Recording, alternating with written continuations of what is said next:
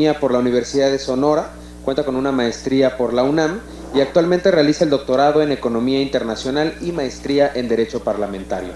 Ha colaborado en el Consejo Estatal Electoral en el Gobierno de la Ciudad de México y actualmente funge como secretario técnico de Política Económica del Grupo Parlamentario del PRD y titular de la materia de mercados financieros en la especialidad de Economía Monetaria y Finanzas del posgrado de la UNAM. Dentro de sus publicaciones y ponencias sobresalen en temas de transición política, en política económica, electoral, regulación de la deuda nacional, migración, gobernanza financiera, entre otros. Como secretario técnico y asesor del grupo parlamentario del PRD de la 60ª y 61ª legislatura, ha participado en las discusiones y reformas en materia de deuda y disciplina de las entidades federativas, en fiscalización, transparencia, turismo, en derechos, en fiscal, propaganda gubernamental, regulación de tasas de interés, migración y banca de desarrollo. En los últimos 3 ha participado activamente en las reformas estructurales, en la reforma financiera, hacendaria, la de competencia, transparencia, corrupción y política. Adicionalmente cuenta con diversos reconocimientos académicos y méritos donde sobresale el primer lugar en debate político de la Ciudad de México en 2004, el primer lugar en el segundo Encuentro Nacional de Ciencia y Tecnología de Jóvenes Científicos en el 2000, el segundo lugar en el debate político a nivel estatal en 1999 y el Premio Estatal a la Juventud Sonorense en la categoría académica en 1998, entre otros. Recibamos con un fuerte aplauso al maestro David Fonseca Corral.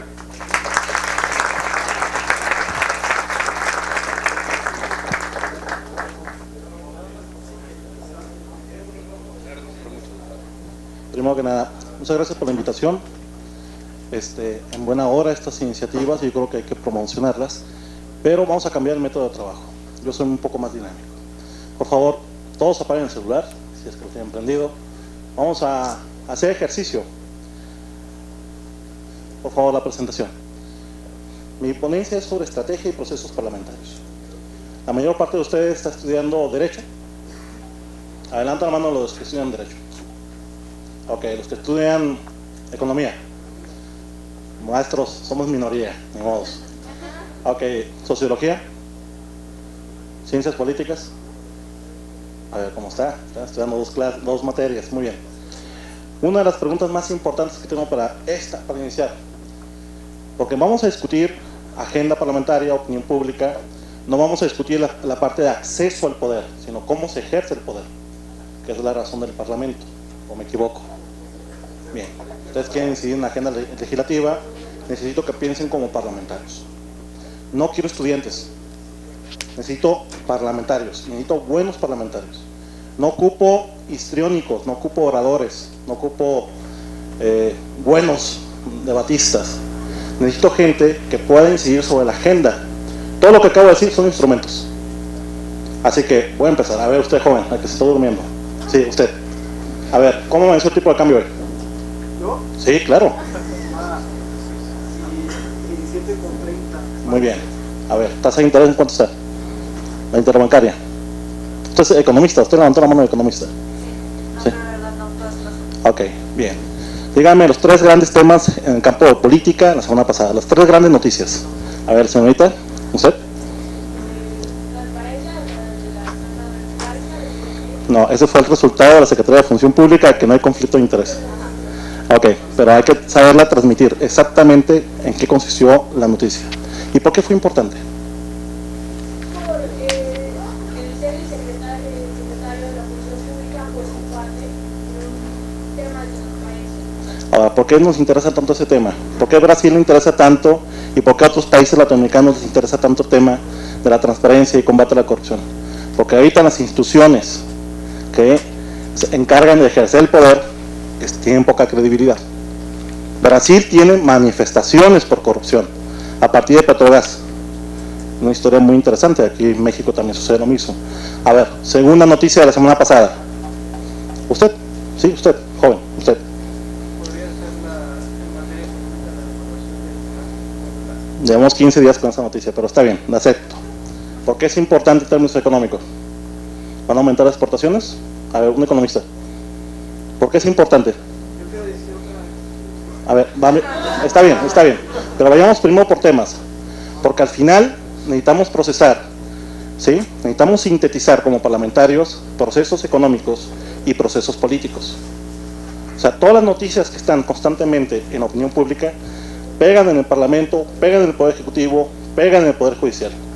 La semana pasada comenzamos con Ley de Disciplina Financiera de Entidades y Municipios. ¿Por qué es importante?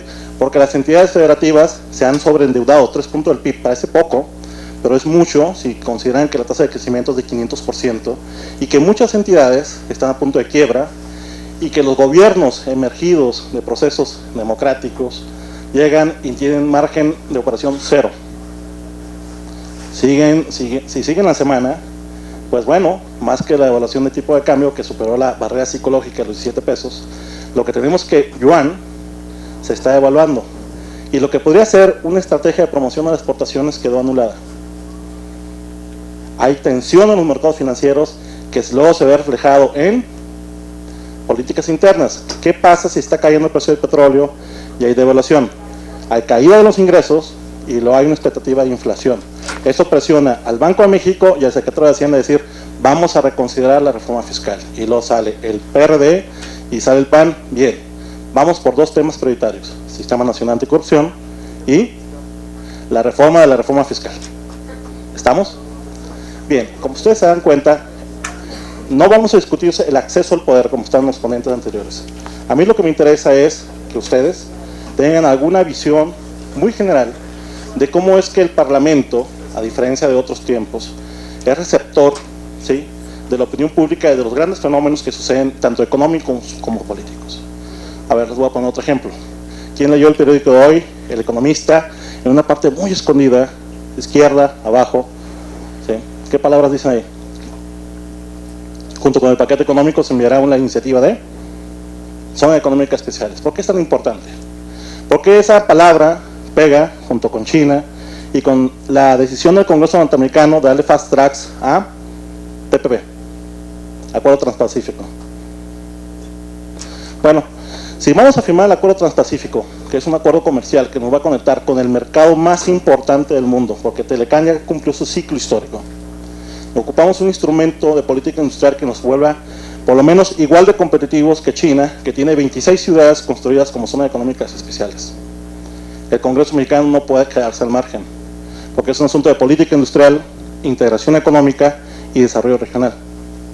Quien no haya escuchado el discurso del presidente para allá a principios de diciembre, está fuera de mi clase. ¿Quién escuchó el discurso del presidente donde hablaba sobre medidas de desarrollo regional y seguridad nacional en la primera semana de diciembre, en reacción a Ayotzinapa? ¿Qué fue lo que ofreció? A ver, allá, el que está levantando la mano, de lentes, esquina, usted, fuerte. Proyectos de desarrollo económico y social de los estados del sur del país. Bueno, es parte de, porque va incluido también apoyo al sector agropecuario, pero el discurso del presidente, la primera semana de diciembre, es en respuesta a una situación de descomposición y pobreza del sur-sureste. Pero si ustedes están dando, o sea, lo que yo necesito es que vayan conectando, ¿sí?, cómo en el Congreso se sintetiza todos los fenómenos y tiene que haber hay una respuesta, ya sea por parte del Parlamento o por parte del Ejecutivo. Ahora, ¿cómo procesamos eso? Bueno, no quiero entrar en la parte donde el Congreso, cuáles son las facultades del Congreso, cuáles son las facultades del Ejecutivo, quién tiene capacidad de iniciativa. No, esa parte formal, veo que la mayor parte del grupo son abogados, se los dejo de tarea, pero lo que yo quiero es la práctica.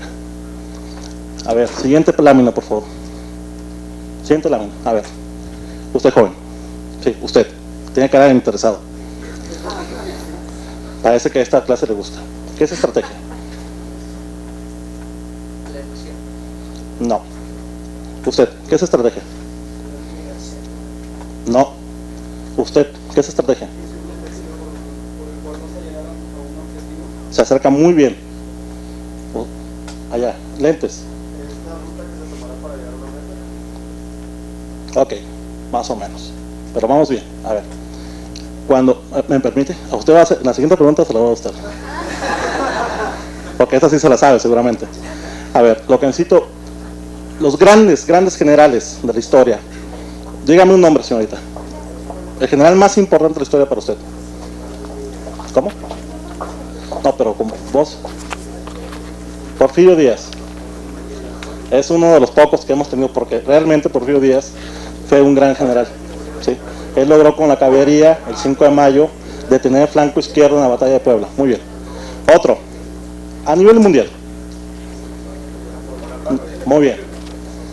Tardaron 2, está muy bien. Este grupo está muy bien entonces. ¿Por qué Napoleón fue un gran estratega? ¿Se saben la historia de Napoleón? Napoleón, para empezar, no comenzó sus campañas en Francia, ni grandes campañas, no, fue en Italia. Tenía a muy malos soldados, los disciplinó y empezó con pequeñas batallas. Pero el secreto de Napoleón fue romper con el paradigma militar de la época.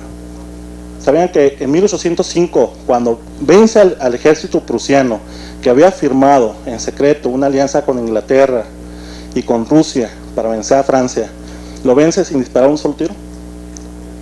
¿No sabían esa historia?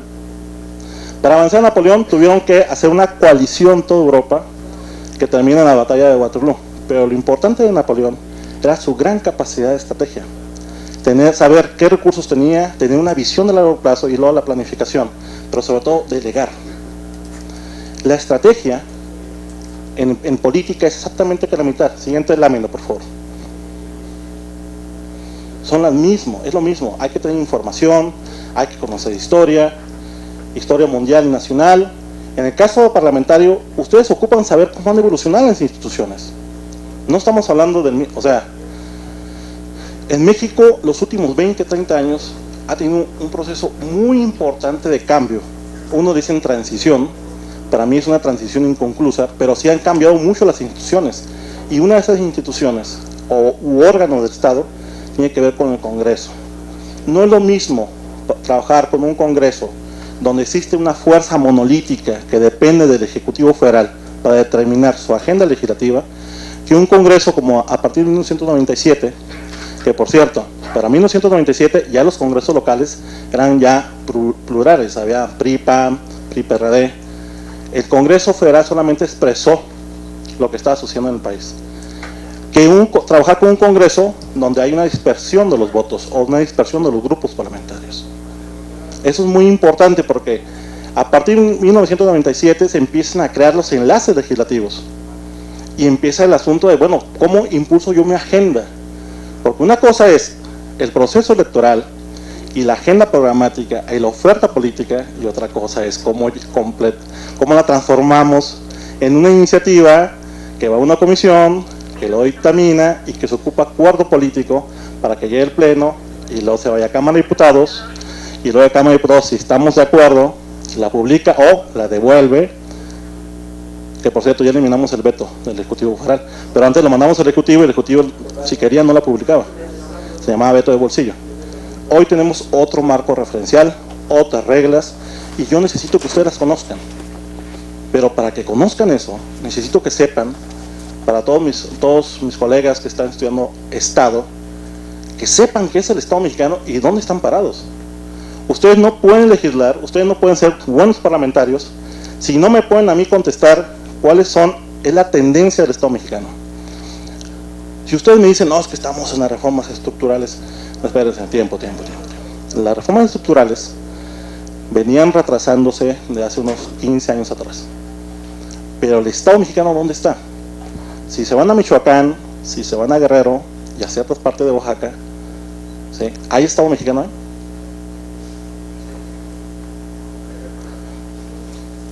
El Estado mexicano en este momento puede garantizar la seguridad de todas sus mujeres en el país. Tercera noticia de la semana pasada, o cuarta noticia de la semana pasada. El INAI solicita a Gobernación el número exacto de mujeres asesinadas de 2012 a 2015. Siguiente pregunta.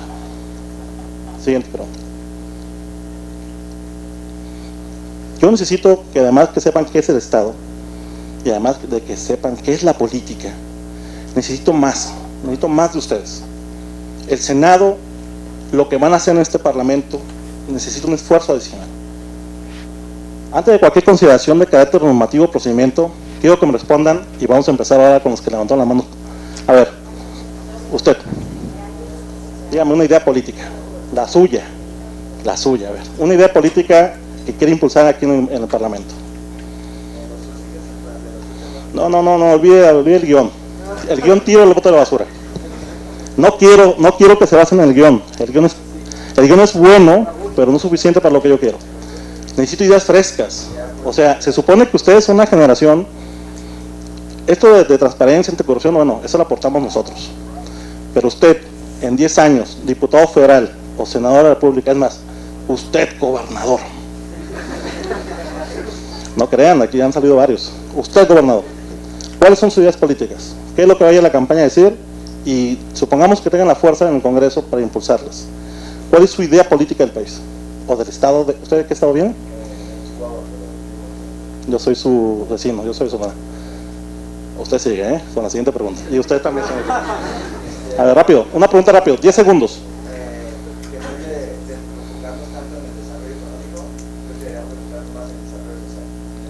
Bien, usted es distinto al paradigma actual. El paradigma actual dice que para que haya desarrollo social debe haber crecimiento y empleo. Perfecto. Usted, señorita, no. Usted levantó el brazo. Rápido. Propuestas, ¿no? Una idea política. Bueno, yo creo que debemos de hacer que las transnacionales ahorita pues, ya van a venir, ¿no? Pero que en lugar de que nos brinden el 10-20% de trabajo para los mexicanos, nos brinden el 70-80% y así estamos atacando de manera directa. Muy bien, usted leyó la legislación peruana en el sector minero, donde tienen que las empresas transnacionales que garantizar un mínimo de empleo. Usted, señorita. Una verdadera zona educativa. Perfecto. Es el tema del momento, es el gran tema. A ver, ¿qué es lo que quiero con esto? Todos van a participar, usted y usted. A ver, un parlamentario que no tiene ideas políticas es una bala sin dirección, es una bala sin pólvora. Cualquier persona puede llegar y los puede convencer de otra idea. Necesitan tener claro como generación qué van a aportarle a la sociedad, porque esta sociedad, muchos de ustedes vienen de escuelas públicas, ¿sí? O de escuelas privadas, las dos cuestan. Es un mito decir que la educación pública es gratuita. No, eso es un derecho que el cual el Estado asume y lo cumple, pero toda la educación cuesta. Ahora, aquí lo importante es, ustedes como generación del 2015, ¿qué le van a aportar a la sociedad? ¿Cuál es la idea política que se va a convertir en una transformación? Si ustedes no tienen claro eso, no merecen estar en este Parlamento. Así de frío, El 68 tuvo una idea política de democratización del país. Tardaron 20, 30 años y esa generación, a punto de extinguirse, bueno, vio la transición por fin del 88 al 97. Siguiente pregunta, y esto es importantísimo. ¿Ustedes su vida política cómo la rigen? ¿Bajo qué principios? Tiempo. Vamos a avanzar porque aquí me están presionando. ¿Qué quiere y qué se necesita? Y eso es parte de la estrategia. ¿Qué recursos ustedes tienen? ¿Qué habilidades ustedes tienen? Porque la idea en un individuo no nos sirve de nada. Si la idea no se convierte en masa, si la idea no se convierte en una conexión con la opinión pública, tampoco sirve. Para ustedes parlamentarios, hay dos maneras de legislar. En los temas del día o en los temas que transformen al Estado. Y cuando digo Estado, no me refiero a gobierno. Me refiero a cambiar la sociedad, a cambiar el pacto que funda el Estado.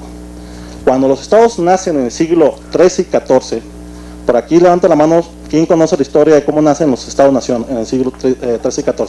No es examen, solamente para ver si me detengo o no.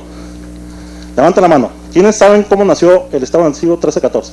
Minoría, así que me voy a detener aquí. El Estado nace por la siguiente razón. 3 de 120. El Estado nace bajo el principio de otorgar seguridad a los ciudadanos y de cobrar impuestos para tener ejércitos de tiempo completo y no solamente que respondan a invasiones.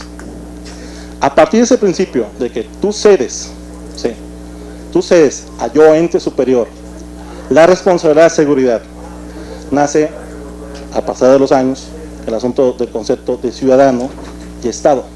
El ciudadano no es un concepto abstracto. El problema es que ustedes no lo han desarrollado, ni tampoco lo han asumido. Y van a ver a lo largo de las exposiciones, y uno de los grandes problemas de México, en cualquiera de los temas que me planteen, es el asunto de la poca o pobre participación ciudadana. ¿Sí? Y con eso no me refiero a las marchas, No, me refiero a la capacidad que tiene cada uno de ustedes para demandar sus derechos políticos y económicos ante el Estado, o al funcionario público que esté en cualquier ventanilla, o al policía, ¿sí?, creativo, que te detiene abajo de la velocidad permitida, diciendo usted va a exceso de velocidad. Espérate, me lo compruebas. Y yo voy al Ministerio Público, pero yo no te voy a dar mordida a ti. Bueno, el asunto del Estado es importantísimo, porque si ustedes tienen ideas, se supondría que esas ideas las tienen que transformar, masificar. Por eso, yo que soy de la era Olivetti, estoy admirado con el asunto de Twitter. ¿Quién de aquí manejó máquina de escribir? Muchachos, hoy somos minoría. Siguiente lámina, por favor. Siguiente lámina.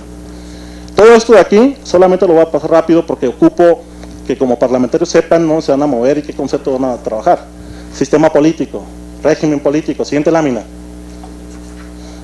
En los enfoques del sistema político tiene una función política y una función económica. Siguiente lámina. El de política económica me detengo porque en eso me he especializado. Así como sistema político sintetiza dos procesos, política económica, la expresión de las leyes, del paquete fiscal, de la forma en que se distribuyen los recursos, la forma en que se controlan las empresas o auditan las empresas, la relación del contribuyente con la autoridad, responde a dos principios. El primero, preservar el ciclo económico, y el segundo, la cohesión política. Y en la cohesión política no solamente son empresarios, es el Estado mismo. Un Estado que no tiene impuestos no sirve, no funciona. Un Estado con finanzas débiles, menos. Entonces, si van a ser políticos, necesitan saber de economía. Es aquí donde la minoría tenemos trabajo. ¿Dónde están los economistas? Ahí están, muchachos. Es un nicho de mercado. No puede haber político que no entienda finanzas públicas en la actualidad. Siguiente lámina. Es muy rápido, porque esto es algo que ustedes se lo voy a dejar de tarea. Siguiente lámina. Siguiente lámina. Siguiente lámina. Siguiente lámina. Me quiero llevarlos a donde estamos. Siguiente lámina. Hay un momento, por favor. Yo les voy a preguntar a ustedes, ¿en qué parte de la historia de México está esta generación? Estamos en el 88, cuando un partido controlaba toda la opinión pública, y por opinión pública quiero que tomen el concepto más elaborado de lo que es la construcción de una democracia. En la opinión pública, en el espacio que construimos todos, de los temas más importantes para la sociedad. Bien, no estamos en un régimen monopartidista, no estamos con un régimen presidencialista. Tengo una opinión distinta al diputado Beltrones, hoy presidente del PRI. O sea, rediscutamos qué presidencialismo es el que tenemos y cuál deberíamos de evolucionar. Yo estoy más por un semiparlamentario, un jefe de gabinete, ¿sí? Alguien que pueda interactuar con el Congreso, porque el Congreso está creciendo. Siguiente lámina. Siguiente lámina. Nos vamos a ir rápido porque estamos con aquí. Tiempo. A ver, ¿quién levantó la mano aquí? Aquí había usted, señorita. ¿Qué es el Estado?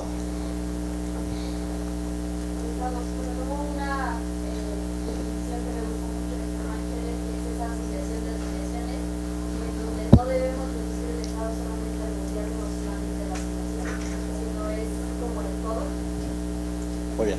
Pero lo básico del Estado, ¿qué necesita el Estado? Estado westfaliano y territorio.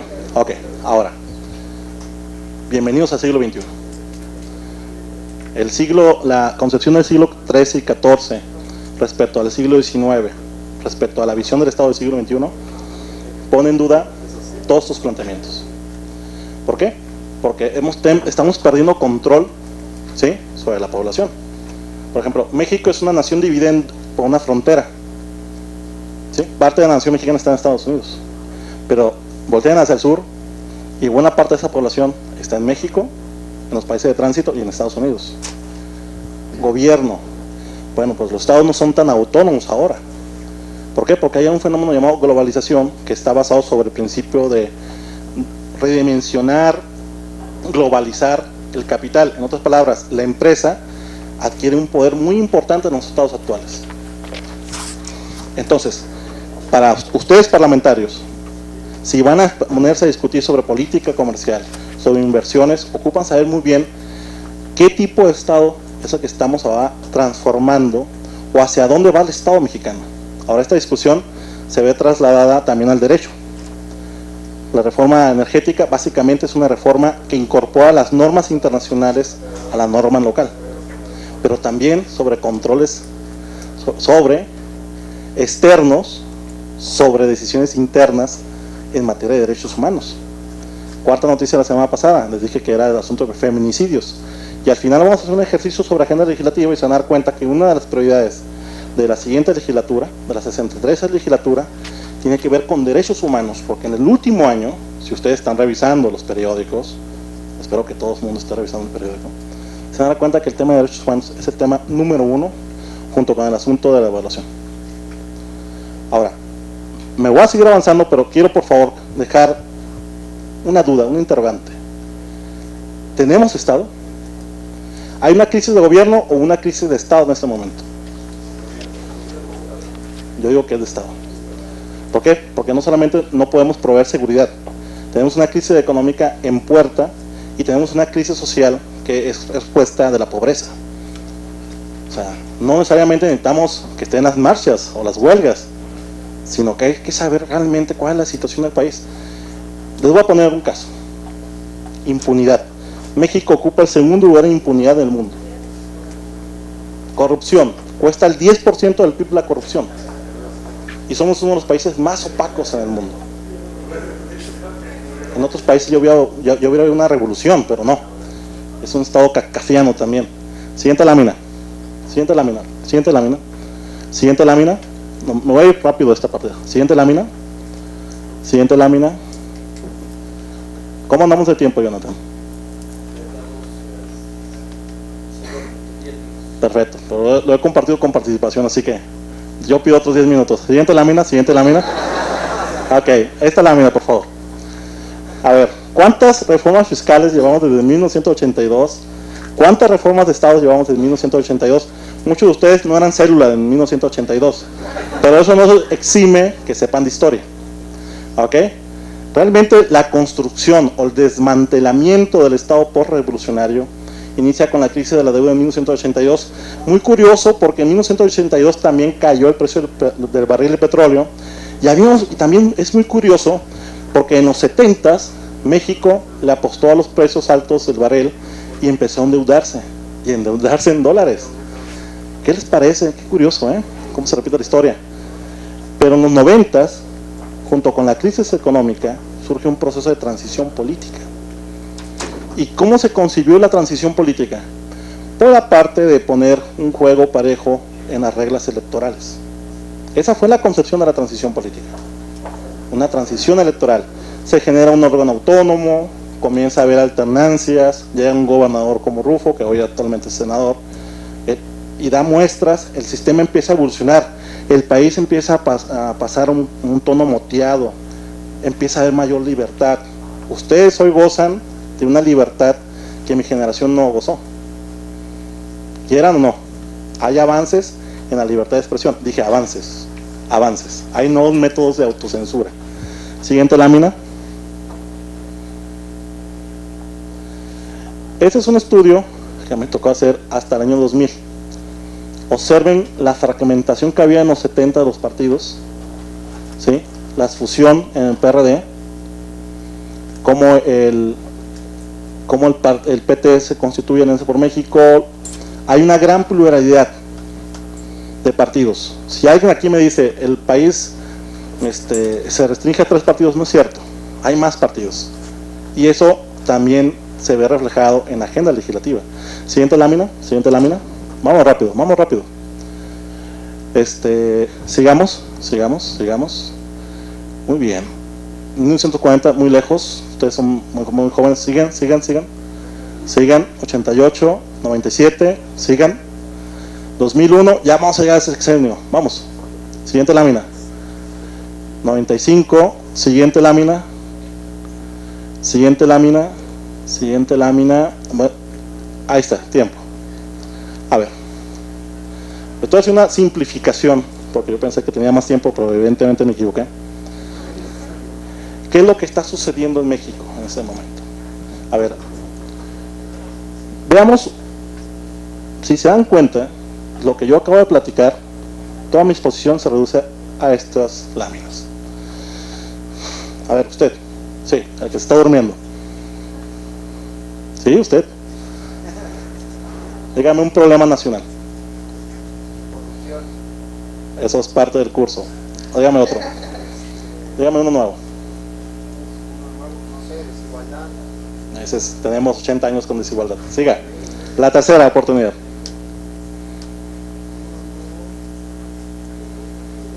Narcotráfico, seguridad. Perfecto. Muy buena respuesta. Veamos ahorita qué es lo que tenemos ahorita al cierre de 2012 y de los últimos 3 años. Se paralizó el avance democrático. Error de los 90s, error de Wandenberg, con todo respeto a Wandenberg. Creímos que la alternancia iba por de facto, iba a generar un nuevo régimen político. Por eso al principio le decía, bueno, chequen la palabra de régimen político. Pues resulta ser que uno, cuando tenemos alternancia y se siguen haciendo las mismas prácticas, se mantienen las mismas políticas, y eso ha generado una confusión en el electorado. Al final yo escuchaba que no se logran diferenciar los partidos, no se logran diferenciar las políticas públicas, porque el margen de operación es muy pequeño. ¿Sí? Ahora, no hemos construido un nuevo régimen político. Ese es el gran fracaso de mi generación. ¿Sí? No llegamos a la presidencia y no logramos construir nuevas instituciones. Por eso yo estoy ahorita con mis dudas con el nuevo Sistema Nacional Anticorrupción, porque estamos copiando el error que cometimos en la transición electoral sobre el nuevo Sistema Nacional Anticorrupción. Se monta sobre las mismas instituciones, no estamos creando nuevas instituciones. Y esto sí es vital, porque hay instituciones que están agotadas y ocupan reconstruirse. Ahí ocupamos confiar en las instituciones. Siguiente, federalismo disfuncional. Lo que pasó con la llegada del PAN a la presidencia es que en lugar de reordenar la relación de la federación con las entidades federativas, se crearon técnicamente emporios. ¿Sí? Por un lado iban los gobernadores y por otra parte iba la federación. Y uno de esos ejemplos es el manejo de la deuda. Y también en la parte política. Muchos de aquí vienen del interior de la República, ¿sí? Y saben a qué me refiero. No en todos los estados el avance democrático o la capacidad de hacer política se da en los mismos términos de libertad o de acceder al poder. Siguiente, opacidad y corrupción, es el tema del curso. Ok.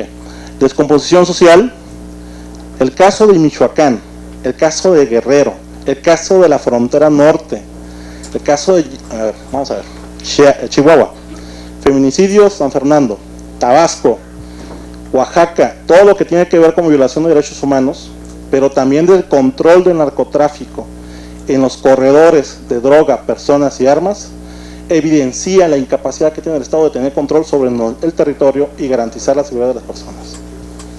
Si no lo ven así, no estamos hablando el mismo lenguaje, ¿eh? Por cierto, les recomiendo una película que se llama El Cártel, Tierra de Cárteles. Es una obra de arte, se la recomiendo mucho. Siguiente, bajo crecimiento, es la historia de todos los años. Poderes fácticos, a ver. Hoy, a diferencia de hace 20 años, por eso hablaba de la libertad de expresión, lo que hemos tenido ante la debilidad en aquella concepción del Estado mínimo, ¿sí?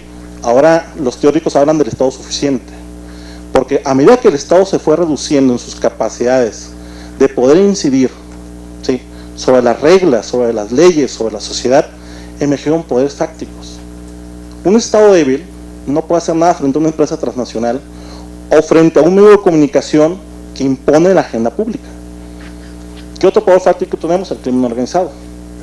Eso es importante. ¿Qué otro poder fáctico tenemos? Alguien dijo sindicatos aquí. Bueno, pues, pero los sindicatos están reconocidos por la ley. Poderes fácticos, que no están dentro del Estado, pero inciden en el Estado. A ver, ¿quién dijo religión? ¿Quién dijo religión? Muy buena respuesta. Religión. Las iglesias están adquiriendo mucho poder también. Sí, ahora sí, siguiente lámina porque ya nos van a correr. Siguiente lámina. Ok. ¿Qué es lo que tenemos ahorita? ¿Y cuál es la zona de oportunidad de esta generación? Si esta generación logra hacer un buen diagnóstico, tiene claro cómo definir una estrategia legislativa para recomponer al Estado mexicano, pero sobre todo ustedes ocupar el lugar que ocupamos nosotros. ¿Sí? Se ocupa renovar, la clase política ocupa renovarse. Y si ustedes no están en la lógica de ser seguidores y no líderes, el Parlamento no sirve. Y aquí tiene que salir una generación de líderes. Digo, ese es el objetivo del curso, ¿no? O sea, no. Venir a visitar el Senado y no tener aspiraciones de algún día yo quiero ser legislador es un fracaso del curso.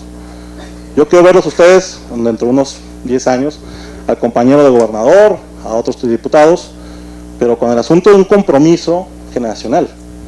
¿Qué es lo que tenemos aquí en estos últimos 12 años? Digo 12 años porque es un cambio de época, año 2000.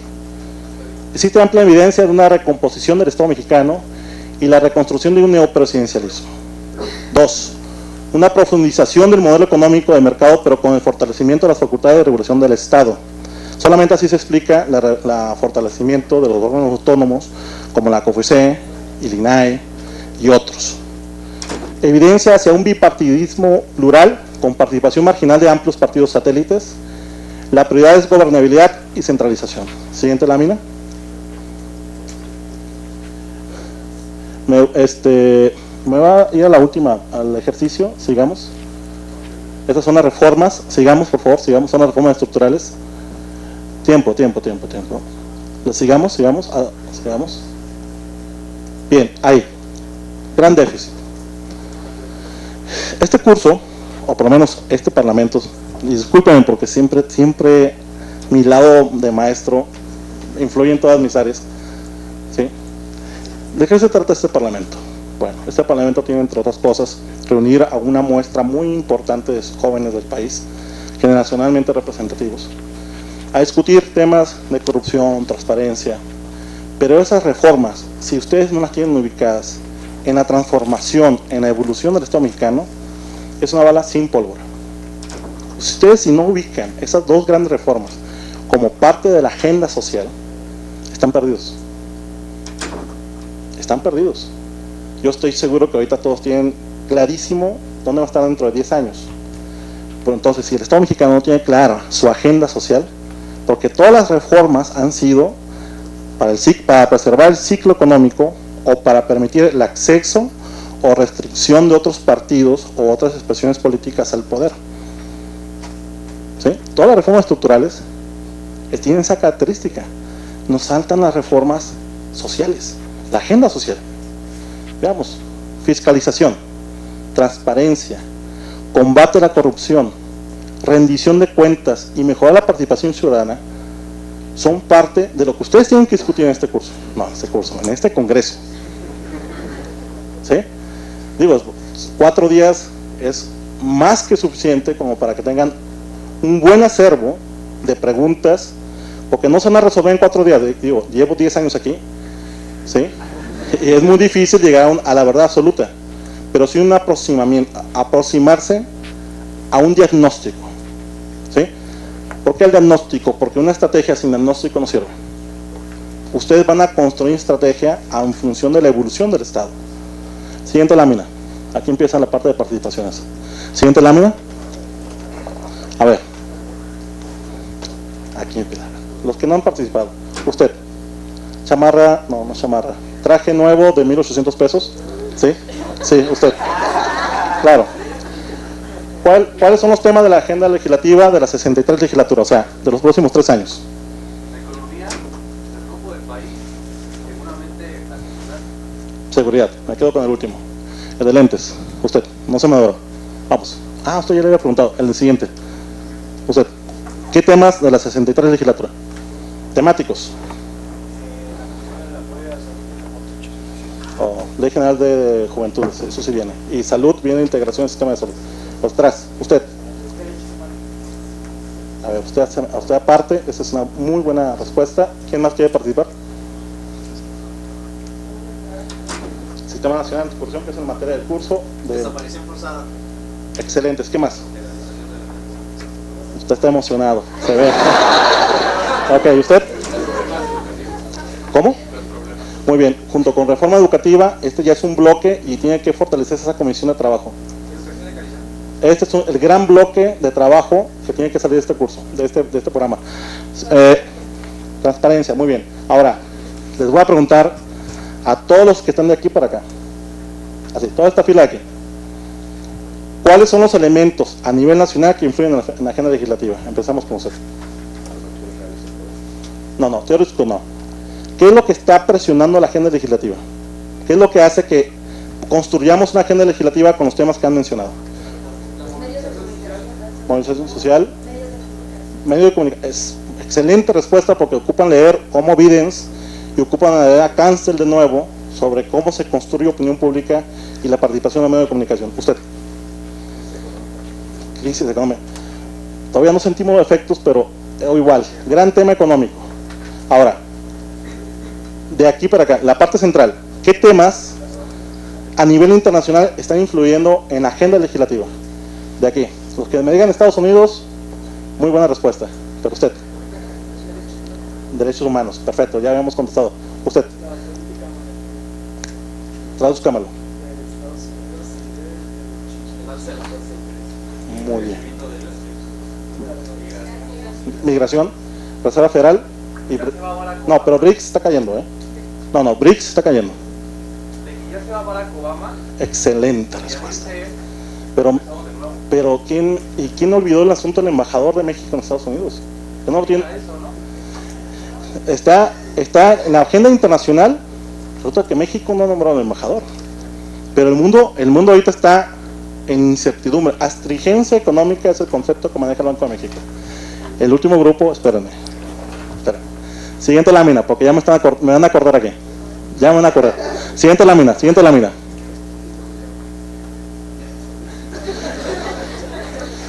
Es el problema de la tecnología, siguiente lámina, en la parte de atrás, hay el compañero que está hablando con la compañera.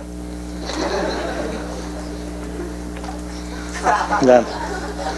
Bien, el 80% de las respuestas yo esperaba que fueran aquí. Reestructuración programática del gasto, o sea, presupuesto base cero, que es el tema de los últimos 2 meses. Ajuste fiscal, o sea, reforma de la reforma fiscal. Sistema Nacional Anticorrupción y transparencia, que son parte de este Parlamento y que inteligentemente quien organizó el Parlamento sabe que esas reformas van a salir. Más o menos, yo estimaba que fue el 80%. Me da mucho gusto saber que me equivoqué, ¿sí? Porque eso habla de la calidad de este grupo. Siguiente lámina. Ok, como se van a dar cuenta, muchas de las respuestas que acaban de dar, ustedes forman parte del 20% de la población que ubica estos temas. Vamos a empezar. Estos son los temas de la 63 legislatura, Son los temas que no están en agenda, pero que ya reaccionaron a diferentes expresiones de crisis, ya sea a nivel regional o a nivel internacional. Vamos a empezar. Derechos humanos. Un grupo importante lo planteó. Desaparición forzada, trata, arraigo. Política exterior, la relación de México con Estados Unidos. Muy buena respuesta. ¿Cómo se llama usted? Luis. Excelente respuesta, porque también eso tiene que ver con un asunto de geopolítica, en donde entra TPP y entra el asunto de la integración económica en el Pacífico, APEC, el del Pacífico. Política comercial, lo que estamos comentando, seguridad nacional y seguridad pública, la iniciativa del presidente que se van a discutir en la próxima legislatura. ¿Quién trabajó el tema de seguridad pública? Seguridad nacional. Ok, el asunto del papel del ejército en el combate al crimen organizado se tiene que discutir en la próxima legislatura. Y los derechos, y proteger los derechos tanto de militares como de civiles. Siguiente, política salarial, desindexar salarios mínimos, control de deuda, llamando al Ejecutivo su iniciativa, regulación de cooperativas, que lo tienen catalogado como el asunto FICREA, pero en realidad es la regulación, es algo que faltó de la reforma financiera, ley de deudas públicas con el asunto de combatir la corrupción, ya es la última lámina, tranquilo. Autonomía de la PGR, ley reglamentaria de Coneval, derecho de réplica, propaganda gubernamental. ¿Hasta dónde limitamos el uso de recursos públicos para promover la imagen de funcionarios en el ejercicio del poder? Sí, porque hay algunos funcionarios, no quiero decir nombre, gobernadores, que qué bárbaro, parece que ya son presidentes. Fuero constitucional, transparencia y rendición de cuentas. Otras reformas, las reglamentarias, falta archivo, protección de datos personales, robo de hidrocarburos, que es el tema de todos los días, y reforma política de defensa. Bueno, eso solamente es una muestra de los otros temas que tienes que discutir el Congreso de la Unión. Ahora, a ver, la siguiente lámina. A ver, esto es una síntesis. A ver, y aquí voy a dar el último grupo. El último grupo. Usted, sí, corbata plateada. ¿Usted? ¿Cómo se llama? No, el de atrás. Usted, el sonriente. Juan. ¿Juan qué? Muy bien. Usted es parlamentario. ¿Usted ha participado en oratoria por lo menos alguna vez en su vida? ¿O ha discutido en su familia el asunto de las vacaciones? Eso es de política, porque si usted no convence a su papá que da el financiamiento y su mamá que da el permiso, usted no se va de vacaciones. Lo mismo sucede en el Congreso. Si usted no genera consensos, ¿sí?, usted no se va de vacaciones. ¿No? Dígame, acompáñeme con esta lectura. Para ser un parlamentario no se requiere solo del instrumento de oratoria y debate. Comenzamos con esto al principio. Muchos de ustedes los he visto en debates, muchos de ustedes los he visto en concurso de oratoria, muchos de ustedes son líderes naturales en su escuela. ¿Sí? Pero esos son instrumentos. En el Parlamento son instrumentos. En el Parlamento son las ideas políticas. Y la forma en que ustedes convencen y logran cabildear ideas políticas. O sea, si van a reformar el Estado, si van a cambiar la estructura, ocupan convencer. Otra cosa que ustedes ocupan disciplina. Este es un grupo sobresaliente porque veo que el promedio de lectura está muy por encima del normal con el que yo trabajo. Casi todos ustedes están revisando el periódico y eso es muy bueno. Pero no solamente basta revisar el periódico, porque los periódicos también tienen líneas editoriales, sino la disciplina de estudio. Los grandes parlamentarios, sobre todo, estudian historia. O sea, por ejemplo, si yo preguntara aquí por qué disolvieron en el 57 el Senado, ustedes dirían, pues Juárez autoritario, ¿no? Juárez miraba en los conservadores la posibilidad de un golpe de Estado del Senado de la República y lo desapareció. Hoy el Senado, el papel del Senado que tiene hoy es muy distinto, forma parte de un Congreso emergente que va adquiriendo mayor fuerza y que requiere un tipo de parlamentario, un nuevo tipo de parlamentario, ¿sí? Más instruido, más disciplinado, con más cuerpo técnico. Bueno, ahí está parte de lo que pueden hacer.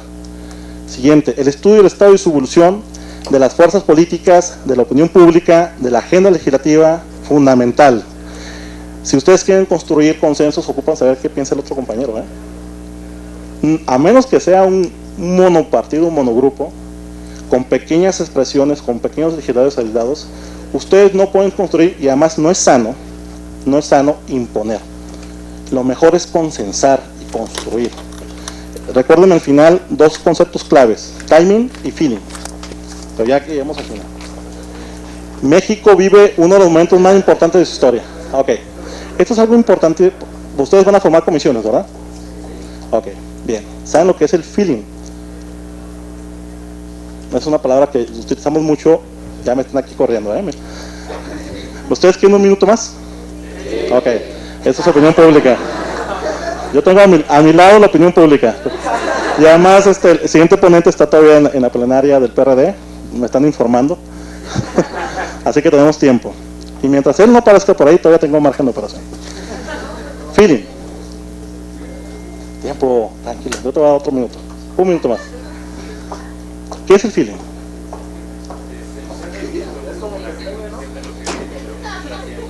Ok, feeling. Ok, ese es subjetivo. Ok,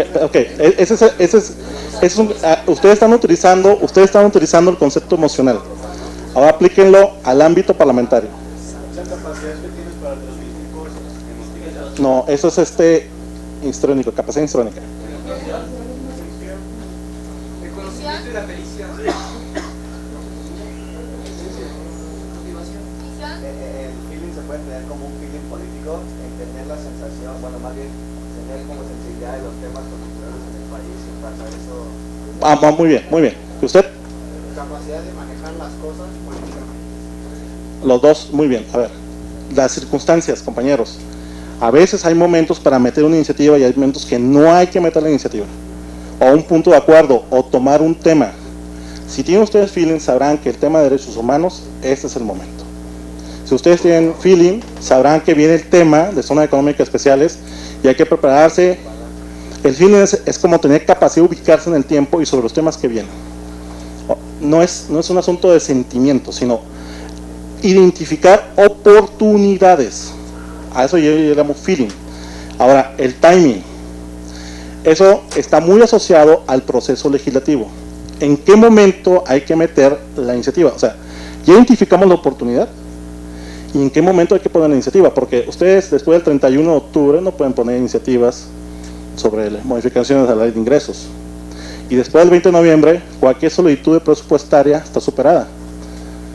Hay momentos, y esos momentos dependen mucho de cómo ustedes están viendo las oportunidades geopolíticamente, parlamentariamente, digamos hablando, en qué momento están encontrando oportunidades para presentar una agenda legislativa.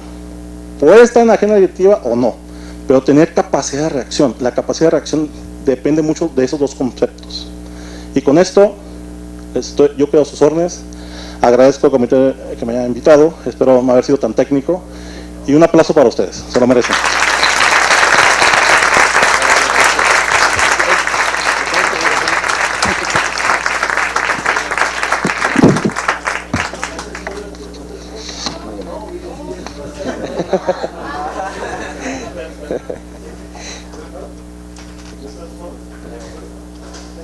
Muchas gracias, agradecemos las palabras del maestro David Fonseca Corral, de verdad muy enriquecedor, muchísimas gracias.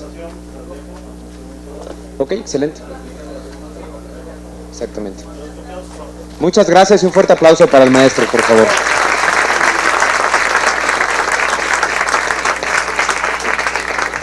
Me va a permitir presentar a nuestro siguiente ponente. Él es licenciado en Derecho por la Universidad La Salle, de la cual es graduado con honores.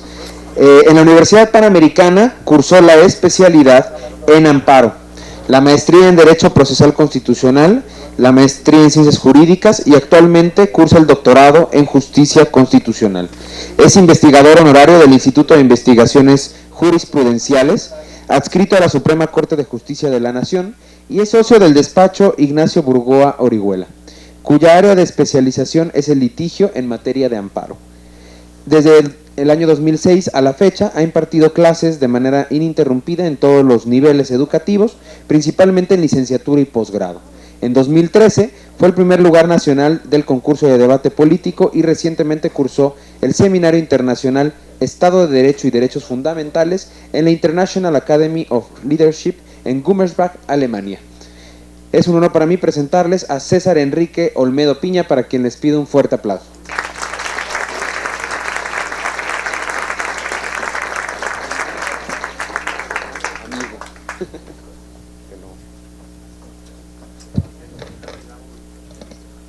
¿Cómo están? Muy buenos días, muy buenas tardes ya.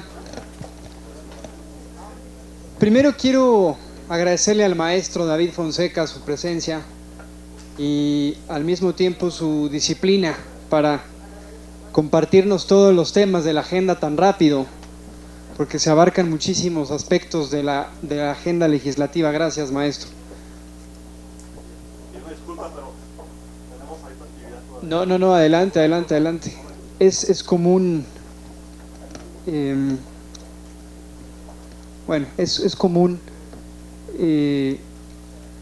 quienes aquí ya me han alguna vez escuchado, pues saben que a veces es difícil decir algunas cosas, pero es común que suceda el que vengan y se vayan y nos vamos y demás.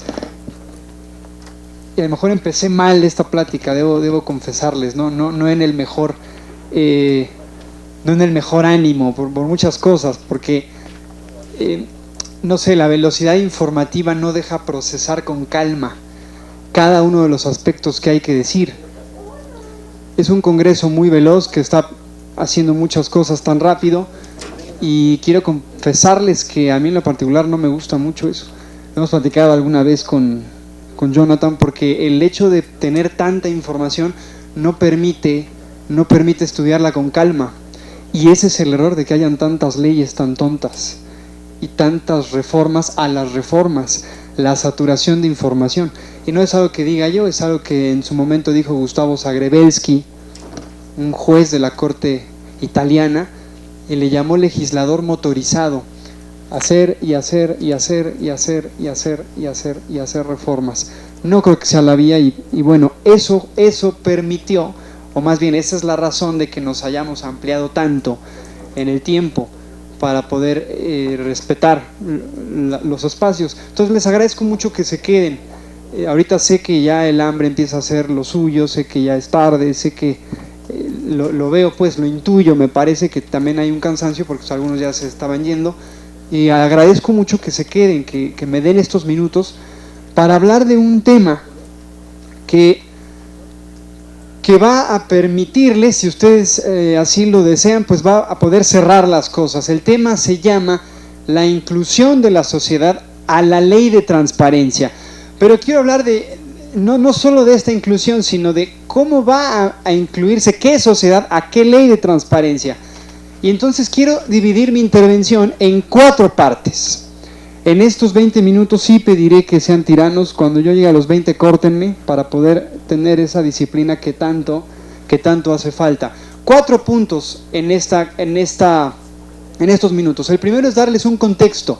El segundo es el objeto de esta ley. El tercero es los derechos que están en juego en esta ley. Y el cuarto son los medios de defensa de esta ley, donde quiero hablarles de un caso pues muy importante que al menos a mí me tiene pues muy consternado, porque yo sí la extraño todas las mañanas en MBS de 6 a 10 y vamos a hablar de eso porque pues por ahí hay hay algunos amparos vivos, otros ya se murieron, pero pues hay algunos que están vivos y hay uno que está en ampliación de demanda ahorita en queja en el tribunal colegiado y ya les diré pues más o menos. A ver, contexto. Esta ley viene de una reforma estructural de las 11 que se dan a partir, y ustedes lo saben, 2 de diciembre, firma del Pacto por México 2012, y de ahí en cascada se vienen 11 reformas. Claro que ha habido más o menos ha habido como 15 reformas a la Constitución desde entonces. Esto es muy grave, o sea, que haya tantas reformas a la Constitución es muy grave, porque de la Constitución bajan a los demás ordenamientos. Pero bueno, de estas 11, en el informe de gobierno, en el segundo informe de gobierno de septiembre del año pasado, se enlistan las 11 y se engrupan 6 en materia económica, 3 en materia de libertades y 2 en materia gubernamental. Estas últimas 2, una es la reforma de transparencia y otra es la reforma político-electoral. De la que vamos a hablar es de la de transparencia, que se publica el 10 de febrero. 10 de febrero de 2014, junto con la de el Instituto Electoral, que fue del 7 de febrero, o fueron al revés, una fue el 7 y otro el 10. El 10 la electoral, entonces la del 7 de febrero es la de transparencia, que agrega partes al artículo 6, y de ahí esta ley general de transparencia, acceso a la información, que se publica recientemente en mayo. Ese es el contexto en el que viene a darse esta nueva ley.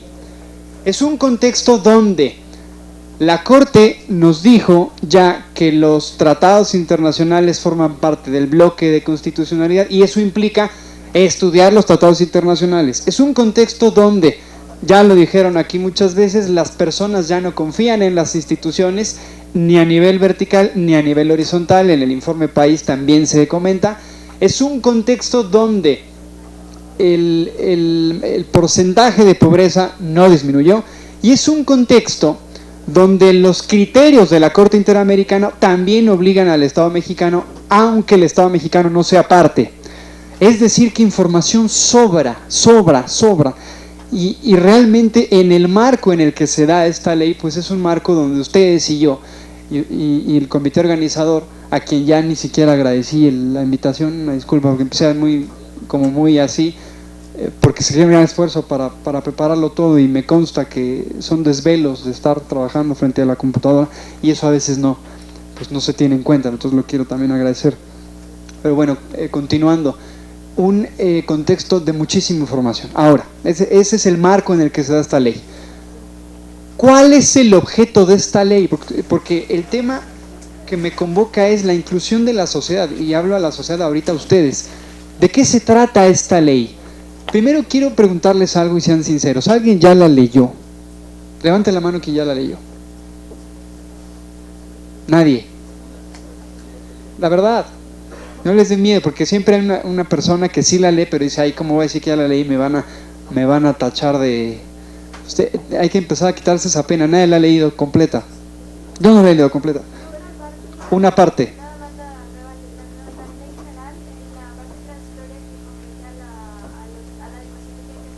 Así es, hay un transitorio que reenvía legislativamente a cada estado. De ahí en fuera, la señorita de Zacatecas, ¿tu nombre? Valeria. De ahí en fuera los demás no lo han leído. Han checado como de qué se puede tratar. Y no crean que es un señalamiento de que la tienen que leer, sino vean el reto del que les estoy hablando. Es una ley nada más, es esta. Y entonces sumemos todo lo que ahorita el maestro nos comentó y sí se entiende lo que les quiero decir. Es muy complicado darse los espacios para leer con calma y con paciencia. Entonces, bueno, ¿de qué se trata esta ley? ¿De qué se trata a grandes rasgos? Esta ley tiene en el centro dos derechos fundamentales.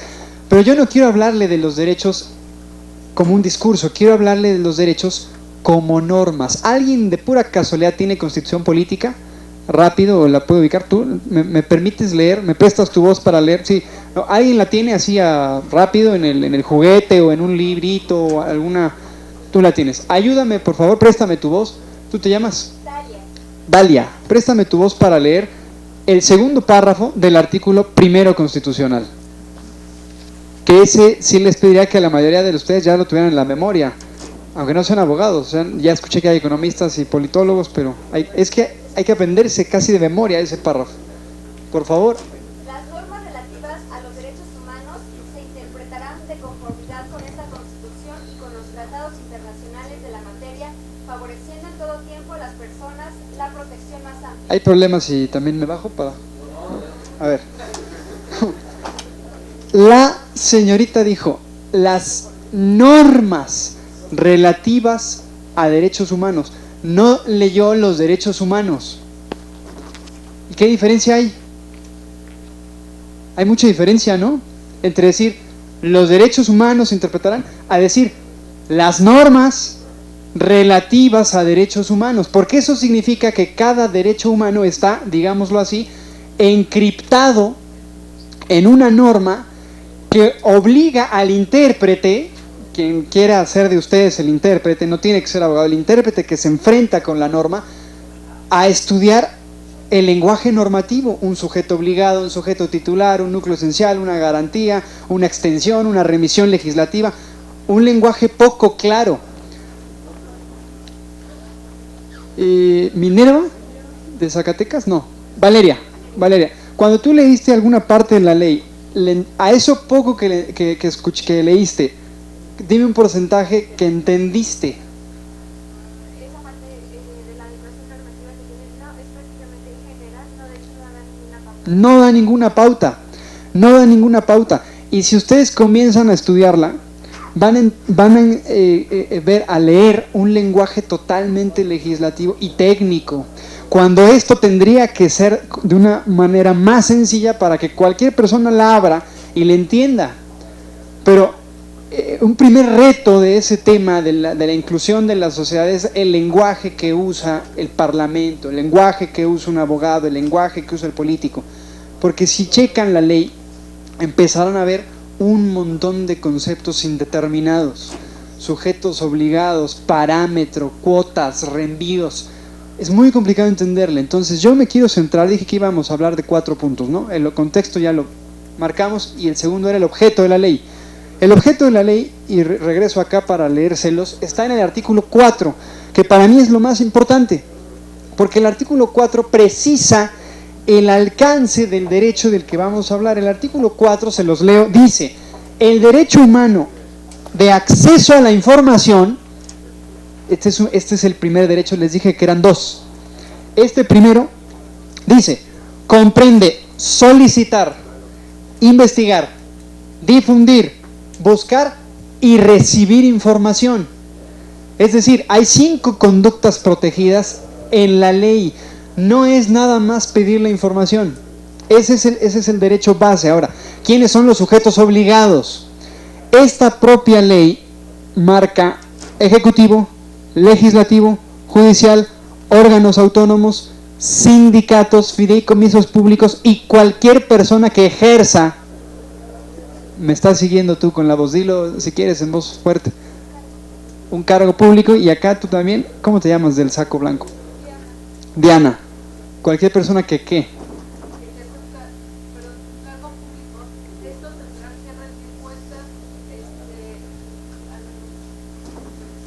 Que no te preocupes, que ejerza recursos públicos. Y las donaciones que estos perciben, detalladamente especificar quién los dona, quién los gasta y el patrimonio municipal. Perfecto. Hay todo un cúmulo de sujetos obligados donde ya la extensión de este derecho crece. Pero ahora yo les diría, esos son los sujetos obligados. ¿Obligados a qué? Pues no nada más a dar información, sino a las 5 conductas que les dije. No es cierto, porque hablamos de recibir, difundir, investigar, y todo eso debe favorecerlo los sujetos obligados. En la ley vienen muchas obligaciones, pero yo quiero enfocarme en 2. Hay unas que son las obligaciones de dar información en los portales, y es excesiva toda la obligación que hay, pero es muy positiva y ustedes la podrán ver en la ley. Publicar los ingresos, publicar los proyectos, el Plan Nacional de Desarrollo, las sentencias. Con eso no tenemos problema. Yo creo que por eso la ley es muy dadivosa, transparenta la actividad gubernamental. ¿Dónde está el problema? En los recursos en parte, pero en los particulares, que también tienen información pública. Es decir, los datos personales, que ahorita lo vamos a comentar, porque una empresa como es una concesionaria del espectro de radio y televisión, ¿es un particular o es una autoridad? Es un particular. ¿Tiene obligaciones de transparencia? Sí. ¿Me tiene que mostrar el título de concesión con el cual puede explotar la banda ancha? Pues eso que ustedes ahorita resolvieron rápido, un juez de distrito lo negó. Dijo, no, porque esa es información de la empresa. Y para eso entonces nace precisamente la fuerza de esta ley, porque obliga al IFT, creado con motivo de la reforma de telecomunicaciones, a crear el registro de todos los títulos de concesión. Y entonces así uno los puede ver al pedirlos. Y gracias a esta ley. ¿Se va más o menos entendiendo? Ahora, ¿cuál es el segundo derecho? Ese segundo derecho, el primero es libertad de información, que abarca un montón de conductas. Pero el segundo derecho no está en esta ley. Esto es interesante, no está en esta ley. Y sin embargo sí lo regula. ¿Cuál podría ser? Está en la ley, de hecho así se llama, es protección de... Bueno, el completo, el instituto es de protección de datos personales. Esa ley que por ahí ahorita dijeron, de protección de datos, todavía no la hacen, la van a legislar pronto, de datos personales. Y aquí también se divide, porque es datos personales en posesión de las autoridades y datos personales en posesión de particulares. Pero no, eso está incluido acá. Pero a ver, quiero que traten de pensar un poco en el programa al que ahorita voy a hacer referencia de la radio. Todos ustedes, por el solo hecho de escuchar ese programa, se convierten en un sujeto titular de un derecho específico que no está en esta ley, está en otra ley, pero se conecta íntimamente con este. Es este, derecho a la información, recibir la información, buscar, solicitar y demás. Es parte de la... Es que dices algo muy importante, a ver, dices algo muy importante, y lo voy a leer ahorita en una sentencia. La libertad de expresión tiene dos vehículos: hablar y recibir la información. O sea, tiene como 2 modalidades. Cuando yo hablo ahorita, tengo derecho de expresarme. La pregunta es, ¿ustedes tienen el derecho de escucharme? Esa es libertad de expresión en sentido amplio. Pero ¿qué pasa si vemos el derecho desde ustedes? Si ustedes fueran el sujeto titular y yo el obligado, ¿cuál sería mi obligación? Ustedes, ¿qué es? Brindar la información. Si ustedes hacia mí me exigen dar cierta información, mi estándar, es decir, mi calidad como persona física, ¿cambiaría si yo estuviera en la radio?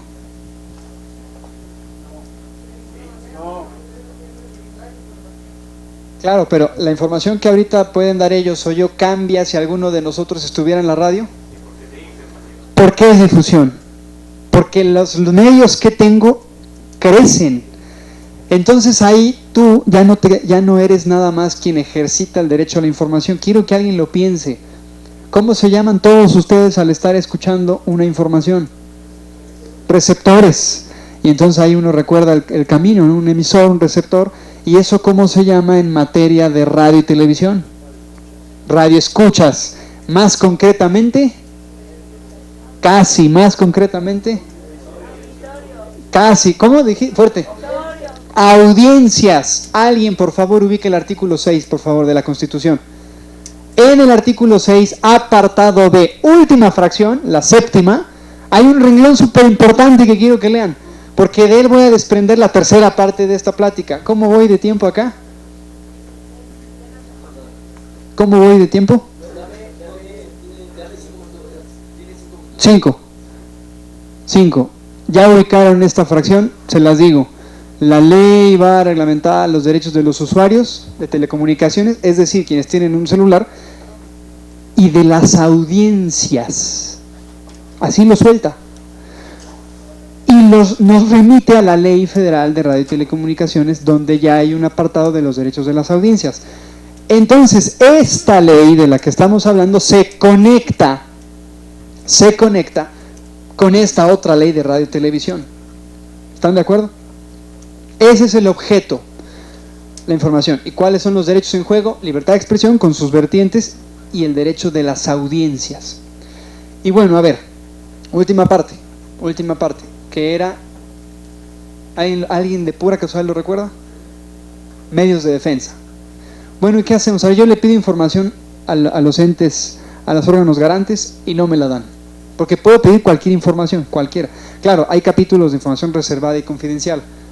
Pero bueno, pido información y si no me la da, sigue un medio de defensa que se llama recurso de revisión. Y si no estoy satisfecho con ese recurso, tengo un segundo recurso que se llama de inconformidad ante ya el órgano nacional. Pero es bien interesante leer algunos articulitos de esta ley donde se dice: en todo momento los particulares podrán ir al Poder Judicial de la Federación. ¿Y cuál es la otra vía entonces para el Poder Judicial de la Federación? Díganlo fuerte, por favor. El juicio de amparo. El juicio de amparo. Y tendríamos entonces, o necesitaríamos entonces, pues toda una mesa o diálogos para poder hablar del juicio de amparo. Y como no los tenemos, me voy a remitir a un amparo en concreto, que es el número 81 del 2015, que está en el Juzgado Primero de Distrito, especializado en competencia económica, radiodifusión y telecomunicaciones. Amén. En este juicio, pues ¿qué se hizo? Quiero comentarles brevemente algunos criterios en materia de libertad de expresión que les pueden servir para que los vinculen con los de la ley. Ya la señorita de Zacatecas está diciendo, pues es que la ley no dice gran cosa, simplemente remite, da marcos generales, y esto es verdad. La mayoría de normas de derechos humanos son indeterminadas. Es decir, yo conozco el sujeto obligado, la autoridad respectiva, conozco el sujeto titular, una persona física, una persona moral, un sindicato, pero a veces no conozco el contenido esencial, es decir, ¿qué abarca una vivienda digna? ¿Qué abarca la libertad de tránsito? ¿Qué abarca la libertad de cátedra? ¿Se entiende? Porque esta es muy mal entendida. Libertad de cátedra, muchos profesores creen que la libertad de cátedra es imponer su criterio de evaluación, ¿no es cierto? Y entonces te dicen, yo no cuento faltas, ¿eh? Otros dicen, no, yo sí faltas por la libertad de cátedra, y se cree que es, pues te voy a evaluar con el 80% del examen y 20% participación, como si él pudiera determinar eso. Y es la mayor queja que al menos en mi experiencia docente he recabado del alumnado. Es la peor queja, es yo no sé de dónde salió mi calificación, me la pusieron y no supe. Pues libertad de cátedra no es eso, libertad de cátedra es que lo que yo digo en mi discurso académico está protegido respecto a los disensos que puedo tener políticamente hablando. O sea, yo puedo disentir de un punto de vista de alguien. Eso es libertad de cátedra y de investigación. Entonces, bueno, este es el contenido esencial.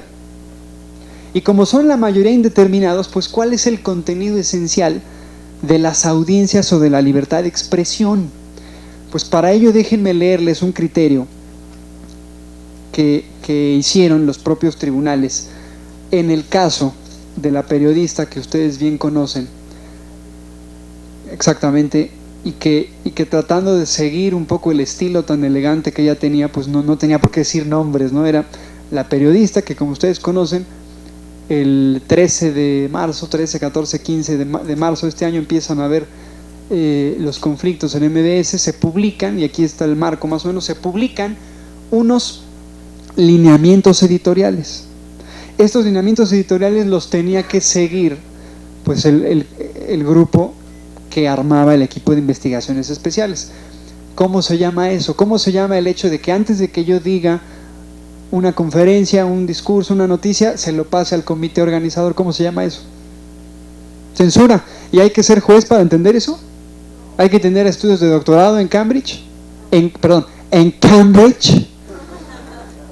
No, hay que tener sentido común.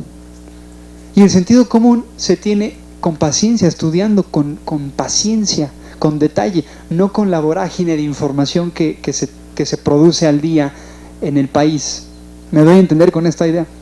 Ahora, censura previa. La periodista no está conforme con los lineamientos editoriales, como es obvio, porque estos lineamientos editoriales implicaban un cambio a su contrato. Porque en el contrato ella tenía una cláusula donde se dice: la persona que contrata, etcétera, tiene la última responsabilidad de dotar editorialmente y en contenidos de información su programa. Es decir, que quedan 4 horas al aire que MBS no podía filtrar o no podía revisar previamente. Ella era autónoma totalmente para la producción de contenidos. Y entonces, ya saben, viene el despido, y viene a esto un conjunto de amparos, de juicios mercantiles y de quejas en la Comisión de Derechos Humanos y en el Instituto Federal de Telecomunicaciones. En julio de este año, hace muy poco, creo que fue un mes de eso, declaran que este juicio promovido por ella contra los lineamientos se desechaba porque MBS no era autoridad para efectos del juicio de amparo. Y mataron el expediente por no ser autoridad. Yo pregunto, ¿cómo podrían ustedes generar que sí lo es? Piensen, usando la ley de transparencia, ¿cómo podrían hacer que sí es autoridad? ¿Cómo volverían a una concesionaria autoridad? Piensen mientras busco un criterio muy importante de la Suprema Corte. Por la relación trabajadores obrero. Hasta ahí sigues en planos de coordinación. Porque la Constitución de la nueva ley de amparo establece que todo el Perfecto. que trabaje supliendo una función de autoridad será susceptible al juicio de amparo. Por lo tanto, MBS es una institución que está usando el espectro. Pero ¿quién le permite a MBS? ¿El Estado? ¿A través de quién? Sí, la concesión, ¿quién la da? Sí, ¿quién? Ah, eso era antes de la reforma. El IFT, el Instituto Federal de Telecomunicaciones. ¿Y cómo sabríamos eso? Preguntando. ¿Y cómo se pregunta? Con el derecho a información que les da esta ley, porque esta ley dice: cualquier persona puede pedirlo sin justificar para qué quiere la información. Nos pueden pedir todos los registros, todos los documentos que sirvieron de base para dar ese título. Ahora, dices muy bien, porque la nueva ley de amparo lo permite. Y entonces, el problema va a ser este: ¿hasta dónde se puede regular una relación de un particular? Porque se puede regular al Estado, sí, con los derechos humanos, que son esta franja. Un particular que ejerce funciones de autoridad, pues sí, también, pero ¿dónde estaría el límite? O sea, ¿el derecho constitucional debe meterse en las relaciones entre particulares?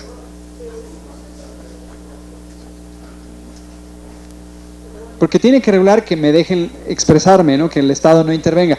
Pero si mi esposa, sus esposos, novias, novios, esas relaciones no permiten la expresión, ¿ahí puede regular el derecho eso?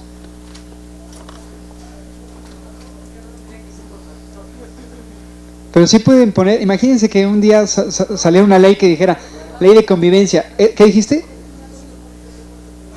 Si ustedes terminan, al menos de escucharme, y se los agradezco, con esa observación que hizo la señorita, me doy por bien servido. Dijo, fuerte, una cosa es lo público y otra cosa es lo privado. Pero esto no está tan claro cuando se trata de hablar de relaciones de coordinación o de supraordinación en el mundo del amparo. La línea de lo privado es súper sutil. Por ejemplo, y en este mismo foro me sucedió con el buen Antonio, hace un año discutimos, ¿debe importar la vida privada de los candidatos a elección popular? ¿Sí me tiene que importar lo que hace un candidato detrás de cámaras? Cuando él cierra la puerta de su recámara, ¿eso me debe de importar? ¿No? ¿Y si le pega a su esposa? ¿No me debe importar? ¿Entras en el campo? De lo íntimo. La Suprema Corte de Justicia hace un año dijo lo siguiente: principio de la autonomía de la voluntad, factores para medir la incidencia de los derechos fundamentales en las relaciones entre particulares. ¿Se cachó el rubro? Va de nuevo. Principio de la autonomía de la voluntad. Es decir, ¿hasta dónde puedo yo solo decidir sin que intervenga el Estado? Y el criterio es este. En pocas palabras, dice la Corte, cuanto más cercana es una relación interpersonal, más limitada debe ser la interferencia en la autonomía individual. ¿Vieron la proporción? ¿Dónde está lo reservado? Lo que ya nada más es privado. Tanto más sea privada la relación, tanto más se aleja el derecho. Tanto más se abre la relación, tanto más se acerca el derecho. En conclusión, entonces, ¿MBS puedo considerar que me dé información y que es una autoridad? Sí, y 100 veces sí, porque ejerce funciones públicas. ¿Importa eso a las audiencias? Sí. ¿Están legitimados ustedes para promover juicios de esta naturaleza? Si cada uno hubiera dicho, yo presento mi juicio de amparo. Sí. ¿Necesitan acreditar algo en especial? No. Interés legítimo, que ya los tribunales dijeron, con el simple hecho de decir que escuchabas la radio, con eso tienes el derecho para ser considerado como audiencia. Esto es la participación, la inclusión de la sociedad en la ley. Concluyo para decirles, porque el tiempo es muy tirano y lo quiero respetar, lo pretendo respetar. Una primera conclusión: conozcan las leyes, dense los tiempos. Sé que es un sacrificio porque hay que dejar muchas cosas a veces, pero en la medida que quieran estudiar algo, tienen que darle un tiempo a ese estudio, porque solamente Zacatecas, Valeria, solamente Valeria. ¿Mireya no te gusta? Valeria, solamente Valeria la leyó. Ojalá de aquí al viernes que acabamos la hayan leído o hayan un poco escaneado de qué se trata. Ese es el primer reto. El segundo es, Eduardo J. Couture en los mandamientos del abogado tiene un segundo mandamiento que dice: el derecho se aprende estudiando, pero se ejerce, qué bueno que lo conocen, se ejerce pensando. Dense el tiempo para pensar. Y tercer punto conclusivo: hagan las cosas sin miedo. Para eso son los recursos que hay aquí, para eso es esta ley, como dijo el comisionado al principio, para dar información, y hay que usarla. ¿Y cómo la vamos a usar? Pues promoviendo solicitudes, escribiéndola, sentados frente a la computadora, un escrito sencillo, y pedir información. Si no hacen eso, todo lo que hagan es discurso, es prejuicio, y es motivo de un gran problema que yo veo mucho en salones, en país, en las juventudes, y se llama falacia de Hume. Y con esto termino. La falacia de Hume es que de una cosa que sucede, de algo que es, las personas predican algo que debe ser. Es decir, como hay corrupción, debe haber corrupción. Como hay pobreza, debe haber pobreza siempre. Y este puente es muy peligroso. Nunca hagan ese puente de algo que es. Ustedes no pueden decirme que eso debe ser así. ¿Están de acuerdo? Y normalmente hacemos eso. Como algo ya es tan común, se empieza a hacer muy común, pues ya debe ser así. Y no, ese es el trabajo de esta agenda y de este ejercicio parlamentario que yo celebro y en verdad aplaudo, para que al menos cada uno pues ponga de su parte y desde su trinchera trate de hacer las cosas diferentes. Muy amables y gracias por el tiempo.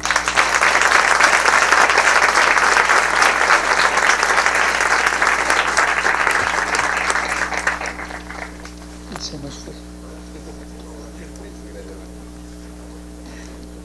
Agradecemos enormemente las palabras de César Enrique Olmedo Piña. Muchas gracias. Un fuerte aplauso nuevamente para nuestro ponente.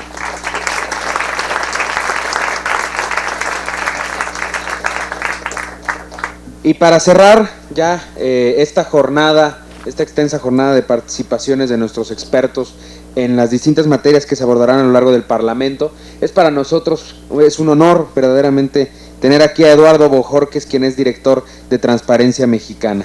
Él ha sido miembro de la Junta Directiva del Instituto Nacional para la Evaluación de la Educación, consejero de la Secretaría de Desarrollo Social Federal y coordinador del núcleo de la sociedad civil en la Alianza para el Gobierno Abierto.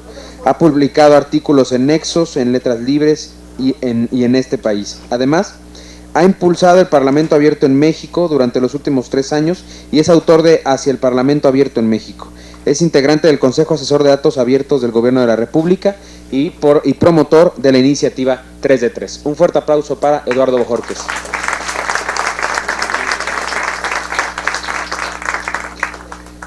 Muy buenas tardes y muchísimas gracias por la oportunidad de participar. Ha sido un día complicado, como me acabo de dar cuenta que todavía traigo el gafete. Como lo indica el gafete, y seguramente la disculpa por no haber llegado antes, estamos aquí abajo discutiendo temas del Sistema Nacional Anticorrupción con los senadores y bueno, y seguramente algunas de esas discusiones serán de utilidad para ustedes. Déjenme hacer algunas preguntas, me gusta hacer preguntas antes de empezar. ¿Quién de aquí no es abogado? ¿Quién de aquí no es ingeniero? ¿Verdad? Es más difícil cuando se pregunta en negativo. ¿Quién de aquí no es arquitecto? Entonces, ¿qué estudiaron? A ver, cuéntenme. Ya todos levantaron la mano. ¿Qué son? ¿Qué estudiaron? ¿Qué están estudiando? Economía, ciencia política, derecho, administración pública, ingeniería industrial. Bueno, les tengo una buena noticia. Si se caen bien entre ustedes y descubren que pueden estar juntos, no hay forma ya de resolver los problemas del país si no se combinan cuando menos 4 disciplinas. Llámenlo ustedes física, matemáticas, actuaría, ingeniería. Ese es un bloque. Otro que tiene que ver con la parte jurídico, política, administrativa, desde la perspectiva de derecho administrativo, penal, etcétera, etcétera, pero también desde lo que pues se ve en administración pública o en gobierno, en otras escuelas del país o en ciencia política. Una tercera que tiene que ver propiamente con los temas, otro clúster que tiene que ver con la política pública. Digamos, si ustedes no se empiezan a sentar con los médicos, con los conservacionistas, con los que están metidos en la parte técnica de sus temas, si no logramos resolver de verdad y de una vez y para siempre el hecho de que la especialización de la política pública hoy requiere trabajar en grupos colectivos y ya no solo individuales, lo que vamos a tener es muy parecido a lo que se está produciendo allá abajo. Políticas fragmentadas, políticas que no guardan consistencia entre sí, conceptos mal entendidos porque influye más el lenguaje político que el rigor técnico detrás de los temas, y problemas que conviene mantenerse porque pues, así uno preserva su propio empleo, ¿no? Mientras no se resuelvan los problemas, pues es indispensable seguir haciendo diagnósticos y lo que llamo de alguna manera sencilla la industria del fracaso. Ustedes son la generación que va a tener que dejar atrás la industria del fracaso. La industria del fracaso se dedica a producir diagnósticos, a lamentarse porque estamos mal, a generar primeras planas con todos aquellos asuntos que duelen a la República, o tweets, revelo mi edad cuando digo primeras planas, tweets, espacios informativos, pero como todos ganan en el status quo, nadie quiere cambiar el status quo, ¿no? Porque hay alguien que denuncia, alguien que opina sobre lo que se denunció, alguien que encuentra muy interesante volver a hacer el mismo diagnóstico que ya se había hecho hace 10 años, ¿no? Y actualizarlo con cifras del año pasado. La verdad es que si quieren que este país cambie, hay que empezar por acabar con la industria del fracaso, con hacer que muchos ganen de que el país pierda. Y muchos, cuando digo muchos ganan, no me refiero a los malos de la película, me refiero a los buenos, que no somos capaces de construir redes, interacciones con otras profesiones y otros actores para entender mucho más cabalmente cuáles son los verdaderos y auténticos problemas del país. No los temas de primera plana, no lo que está enmarcado en el mundo mediático, sino cuáles son realmente esos detonadores de futuros diferentes, drivers se les llama en cambio sistémico, ¿no? Cuando uno encuentra realmente cuál es el detonador de una conducta perniciosa. Les pongo algunos ejemplos, que además los traigo fresquecitos porque los acabamos de platicar. Todavía en este cuerpo legislativo se confunde transparencia con honestidad. Probablemente a ustedes les pasa también, espero que ustedes sean la generación que rompa esto. O sea, la gente cree que ser transparente es ser honesto. No. Ser transparente es ser capaz de permitir flujos de información entre un ente y otro, entre dos sujetos, uno que tiene el derecho a saber, el ciudadano, y otro que está en posesión de manera temporal de la administración pública y de la información que ésta genera y que tiene que compartirla. Es una posesión temporal. El servidor público no es el dueño de la información, el dueño de la información es la soberanía, la puso en comodato, si quieren ponerlo así, o en administración de un grupo de servidores públicos durante un tiempo limitado, pero la información es nuestra, solamente se las encomendamos a ellos para facilitar los flujos de información. Entonces, ser transparente lo que significa es que se puso información pública a disposición del dueño, del ciudadano, en el ánimo no solo que se cumpla su derecho a saber, sino de que fluya la información para posibilitar otras cosas. Por ejemplo, la rendición de cuentas. Sin información no hay rendición de cuentas, porque ¿sobre qué estaríamos hablando? Estaríamos hablando sobre el discurso político en el informe de gobierno. Bueno, el discurso político es solo un pedacito del instrumental para la rendición de cuentas, pero la rendición de cuentas temática, sectorial, para cada uno de los temas que importan a una república, pues no se puede dar en un informe de gobierno por más que este dure 4 o 10 horas, ¿no? No hay forma de abarcar la complejidad de la república en un solo instrumento de rendición de cuentas. Se necesitan muchos espacios de rendición de cuentas, y si ustedes tienen asimetrías de información, es decir, si los ciudadanos tienen menos información que las autoridades, pues no hay rendición de cuentas, porque ¿qué vamos a evaluar y con qué herramientas? Entonces la transparencia no tiene nada que ver con la honestidad. Se puede ser muy transparente y muy deshonesto. Eso lo llamamos en buen castellano ser cínico, ¿no? El que es muy abierto pero no tiene ninguna consecuencia en su apertura, bueno, pues ese es un cínico, no es un hombre honesto o una mujer honesta. El segundo asunto que hay que distinguir, y por eso estamos conversando en el Senado sobre estos temas, es que la agenda de transparencia, claro que se conecta con la de anticorrupción, pero sus herramientas, sus instrumentos son de naturaleza muy, muy distinta. En un caso estamos hablando de ejercer un derecho, el derecho a saber, ¿no? Por eso viene del artículo 6º constitucional el tema de acceso a la información, porque es parte de nuestros derechos.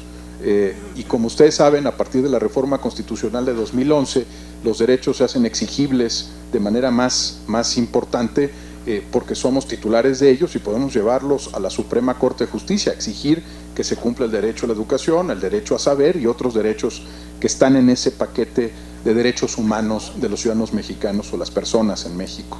Incluso nuestra ley de transparencias avanzadas es para las personas, no solo para los ciudadanos. Del otro lado, tenemos anticorrupción, y anticorrupción se cuece en muchos otros lugares. Esa es la razón por la cual cuando tuvimos que reformar la Constitución para incluir la creación de un sistema nacional anticorrupción, lo que hicimos fue reformar 14 artículos de la Constitución en lugar de 1, ¿no? Porque no se trataba de un derecho que lo bajábamos del 6º y lo regulábamos, sino son 14 artículos de la Constitución los que toman parte del Sistema Nacional Anticorrupción. ¿Por qué? Por una razón muy sencilla, porque corrupción, para ustedes que están en este momento en la escuela, es un concepto sociológico, político, pero no es un tipo penal. ¿Quiénes son abogados? Los abogados que levantaron la mano, que no levantaron la mano. ¿Dónde aparece la palabra corrupción en el Código Penal en México? En corrupción de menores, sí aparece, pero en corrupción de menores. En ningún otro lugar, ¿no? ¿Por qué? Porque no es un tipo penal, ¿no? Hay otros tipos, el cohecho, el enriquecimiento ilícito, el tráfico de influencias, hay otros asuntos que nuestro Código Penal establece, pero corrupción en realidad es un concepto político o es un concepto sociológico, filosófico, antropológico, pero no es un concepto que esté asentado en nuestra legislación. Las conductas que persigue nuestro código, las conductas que sanciona nuestro derecho administrativo no están asociadas con la corrupción literalmente, están asociadas indirectamente. Por eso ustedes pueden ver que con tanta frecuencia algún líder político dice, pues a mí no se me ha acusado de corrupción. No, pues de corrupción nunca te va a acusar absolutamente nadie. En el espacio público, en la opinión pública existe el concepto, pero no en nuestro instrumental jurídico. Por supuesto, para los abogados aquí es muy fácil decir, ¿no?, que cohecho o que ciertos tipos de fraude pueden ser conductas que asociamos con corrupción. Eso es perfectamente válido. Pero imagínense ustedes el rezago que tiene el país cada vez que en la opinión pública discutimos que algo es corrupción cuando en realidad no está asentado en nuestras leyes. Pues es la razón por la cual vivimos en un esquema de simulación, porque es muy fácil acusar a alguien de algo que sabe que no puede ser procesado. Por ejemplo, conflicto de intereses. ¿Quién de ustedes conoce la ley de responsabilidades de los servidores públicos, más o menos, en esta materia? Como el 6% del grupo. ¿Qué dice sobre conflicto de intereses la ley de responsabilidades?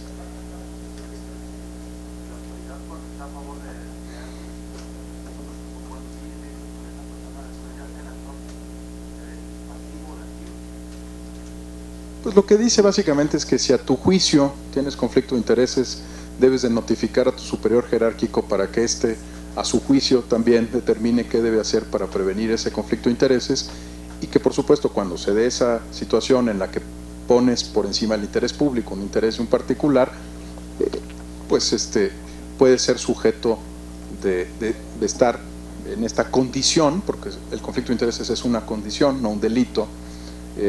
Es una condición, estás o no estás en situación de conflicto de intereses, porque si se consuma el conflicto de intereses, ya no es conflicto de intereses. Aquí debe haber buenos abogados. Si se consuma el conflicto de intereses, pasas a quid pro quo, y entonces hay cohecho, entonces hay tráfico de influencias, entonces sí hay tipos que se pueden perseguir, tipos de conductas que se pueden perseguir.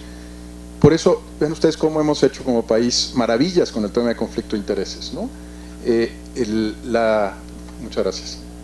Maravillas con este tema. Lo hemos discutido ampliamente en la opinión pública, como muestra este espacio. Pocos lo conocemos realmente, no sabemos cómo es accionable, ni mucho menos qué se sanciona cuando hay conflicto de intereses, pero creo que todos tenemos una opinión sobre si hubo o no hubo conflicto de intereses en el caso de la Casa Blanca, el secretario de Hacienda y el presidente de la República, ¿no? Todos tenemos una opinión. ¿Ustedes creen que hubo o que no hubo conflicto de intereses?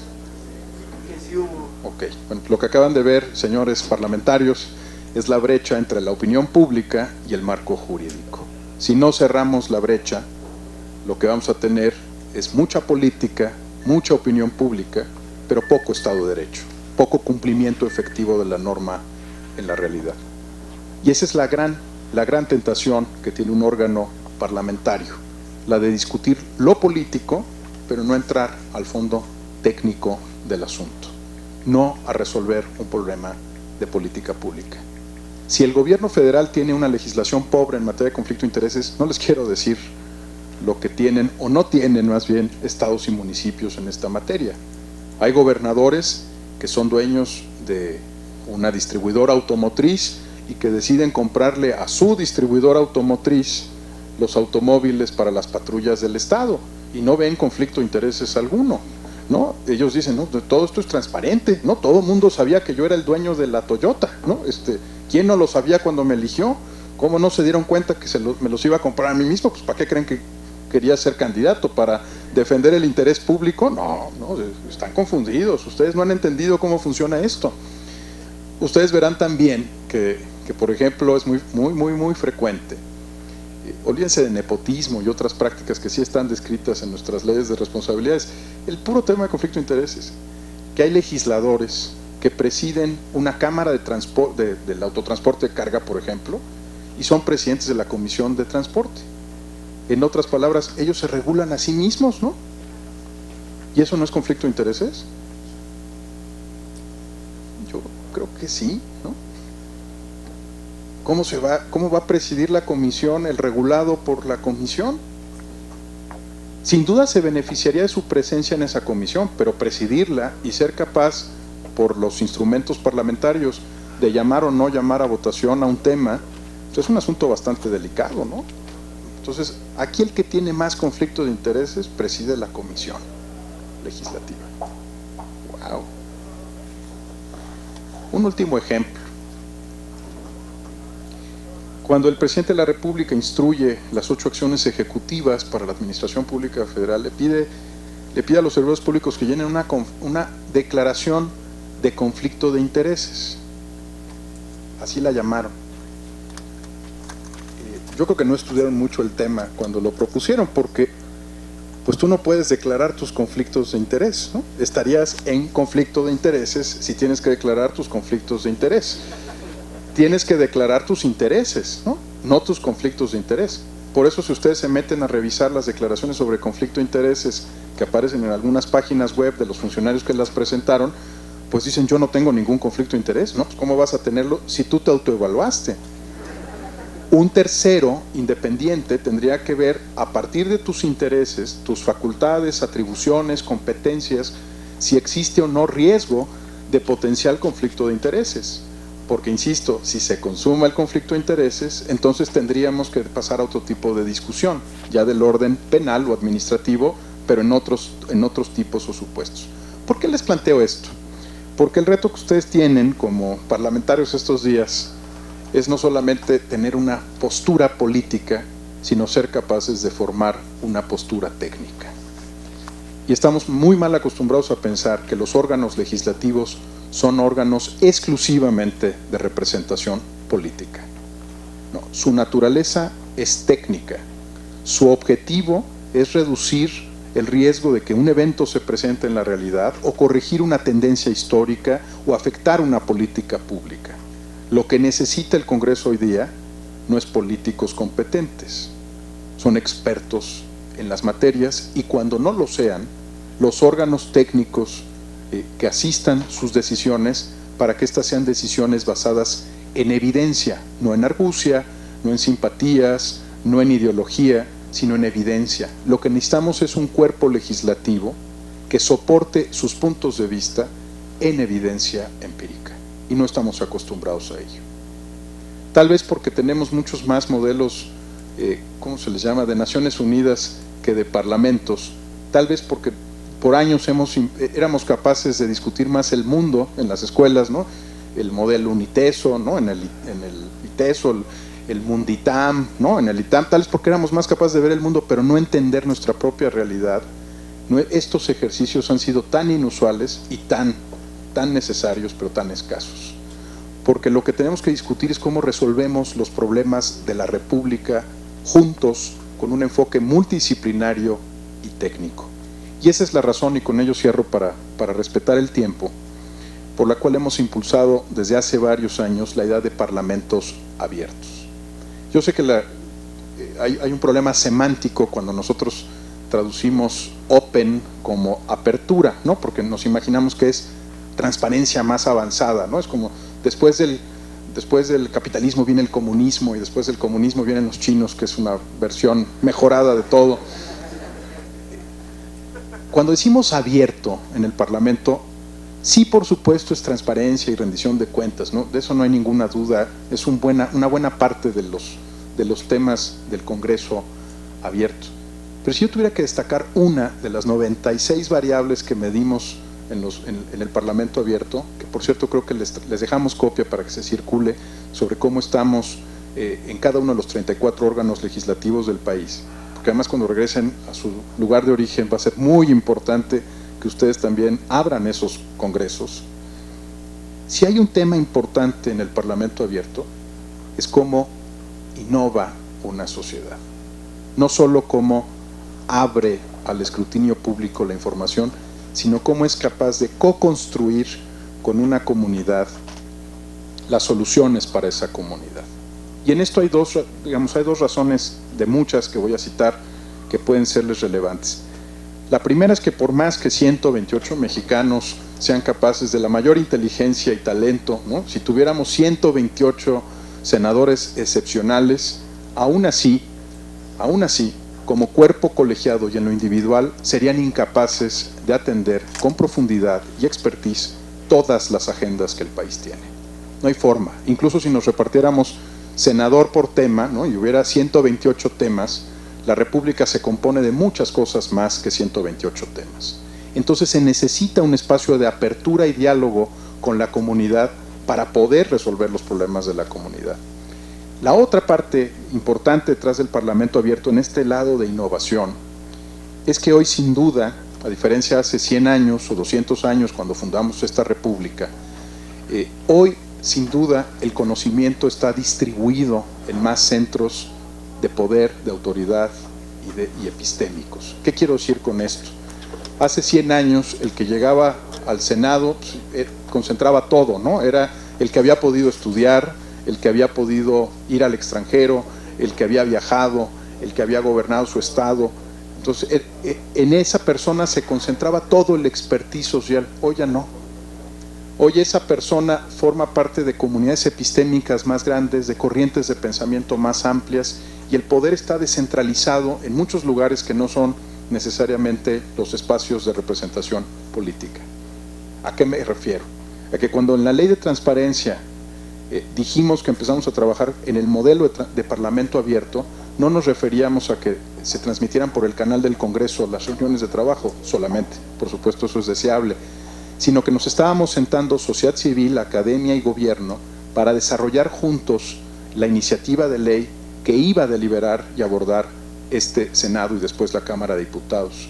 No solamente a ser consultados, sino a ser capaces de co-construir, co-crear, asumir una responsabilidad no solo simbólica en estos temas, sino práctica. Y creo que esa es la razón por la cual ahorita el senador Barbosa, cuando nos convoca como Senado de la República a 3 especialistas a discutir el tema del Sistema Nacional Anticorrupción, sabe que no es solamente escuchar en una audiencia pública el tema, sino que hay un principio de corresponsabilidad entre la comunidad de práctica y el Senado de la República en el diseño de instrumentos normativos que resuelvan realmente problemas del país. Parlamento Abierto entonces no solamente es que podamos ver todos qué están haciendo los senadores, sino que el Senado, o la Cámara de Diputados, o los congresos locales sean capaces de aprovechar el potencial de una comunidad e incorporarlo en la solución de los problemas. Como eso es muy abstracto, termino con 2 ejemplos concretos de gobierno abierto. ¿Quién de ustedes ha visto Waze o Google Maps? ¿Todos? Hay más usuarios de Google Maps que médicos en esta sala. Si el Estado mexicano no hubiera producido la cartografía a través del INEGI, no habría Google Maps, ¿verdad? No hay forma en que Google o Waze se pongan a hacer el inventario cartográfico del país. Sería costosísimo y entonces les tendrían que cobrar por el uso de estas herramientas, ¿no? Eso lo hizo el Estado mexicano. El Estado mexicano subsidió la creación de la cartografía nacional para que puedan utilizarlo otras plataformas. Si la tecnología asociada con Waze o con Google Maps fuera muy costosa, ninguno de ustedes la compraría. Digo, entre comprar Call of Duty 6 y bajar Waze, pues optarías por Call of Duty 6, o algunos de ustedes, no todos, ¿no? Netflix o Waze, pues Netflix, ¿no? Bajas Waze porque el costo para el usuario final de la herramienta es aparentemente cero. Digo aparentemente y algún día conversaremos sobre eso, pero es aparentemente cero. Entonces hay un segundo componente que es la tecnología. Pero el tercero, y tal vez el más importante, es al que me refiero con la inteligencia colectiva de los usuarios. Si ustedes no reportan en Waze, ¿de dónde se llegaría de información Waze sobre el tráfico? No tendría manera de hacerlo. Tendría que tener un sistema costosísimo de cámaras y miles de monitores que estuvieran revisando cada una de las esquinas y poniéndole el foquito rojo para que supieran que hay tráfico. Sé que es una metáfora, hay poco tiempo y no quiero abusar de él, pero lo que estoy describiéndoles en términos de gobierno abierto es que en realidad no es una fórmula, sino un cóctel. No quiero animarlos a ir a comer pronto. Estas son las piezas claves del sistema. Por un lado tienes información pública gubernamental, por otro tecnología que ha bajado de precio, pero uniendo estas dos hay un tema que es la participación ciudadana.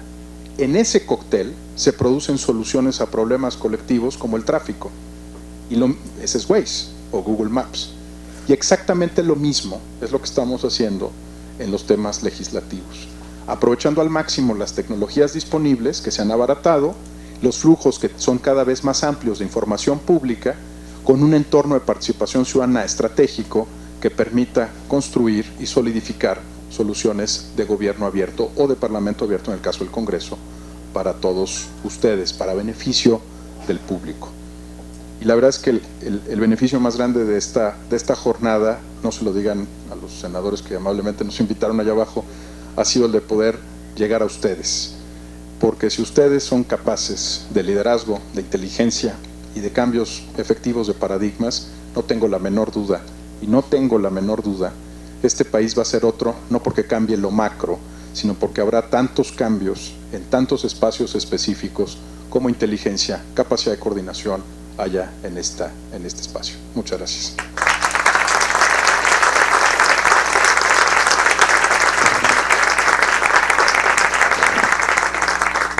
Agradecemos enormemente las palabras del director de Transparencia Mexicana, Eduardo Bojorquez. Muchas gracias por su participación en este Parlamento Juvenil. Le cedería el uso del micrófono a nuestro presidente, a Jonathan Bárcenas, para que pudiera darnos unos breves mensajes finales. Bueno, pues nada más agradecer a todos los ponentes, maestro Bojorquez, muchísimas gracias, maestro César, muchísimas gracias por las ponencias y a todos los que estuvieron presentes en esta primera etapa del Parlamento Juvenil. Nada más hacer unos anuncios rapidísimos. Tenemos, como lo saben, programada una visita al Castillo de Chapultepec. No solamente queremos que sea un evento político, queremos que sea un evento también cultural, en donde vienen gente de muchos estados, que al final no sabemos qué día nos vamos a volver a encontrar, esperamos que sea muy pronto, y queremos hacer un evento en donde todos en conjunto pues nos conozcamos. Y les anuncio, tienen pegadito su papel, tienen un color, váyanse conociendo porque vamos a hacer un ejercicio democrático. Todos los que tienen su papelito de color, se va a llevar a cabo la elección del líder de grupo parlamentario. Entonces váyanse conociendo, vayan viendo, porque lo vamos a hacer de manera democrática, como se hace como debería de ser, de manera transparente en todos los partidos políticos. Muchísimas gracias. Listo, pues muy buenas tardes a todos. Allá afuera los va a estar esperando el equipo, el staff, para acompañarlos al lugar donde se ofrecerá la comida. Y les recuerdo mucho la puntualidad con la que se maneja este Parlamento. Muchas gracias a todos y muy buena tarde.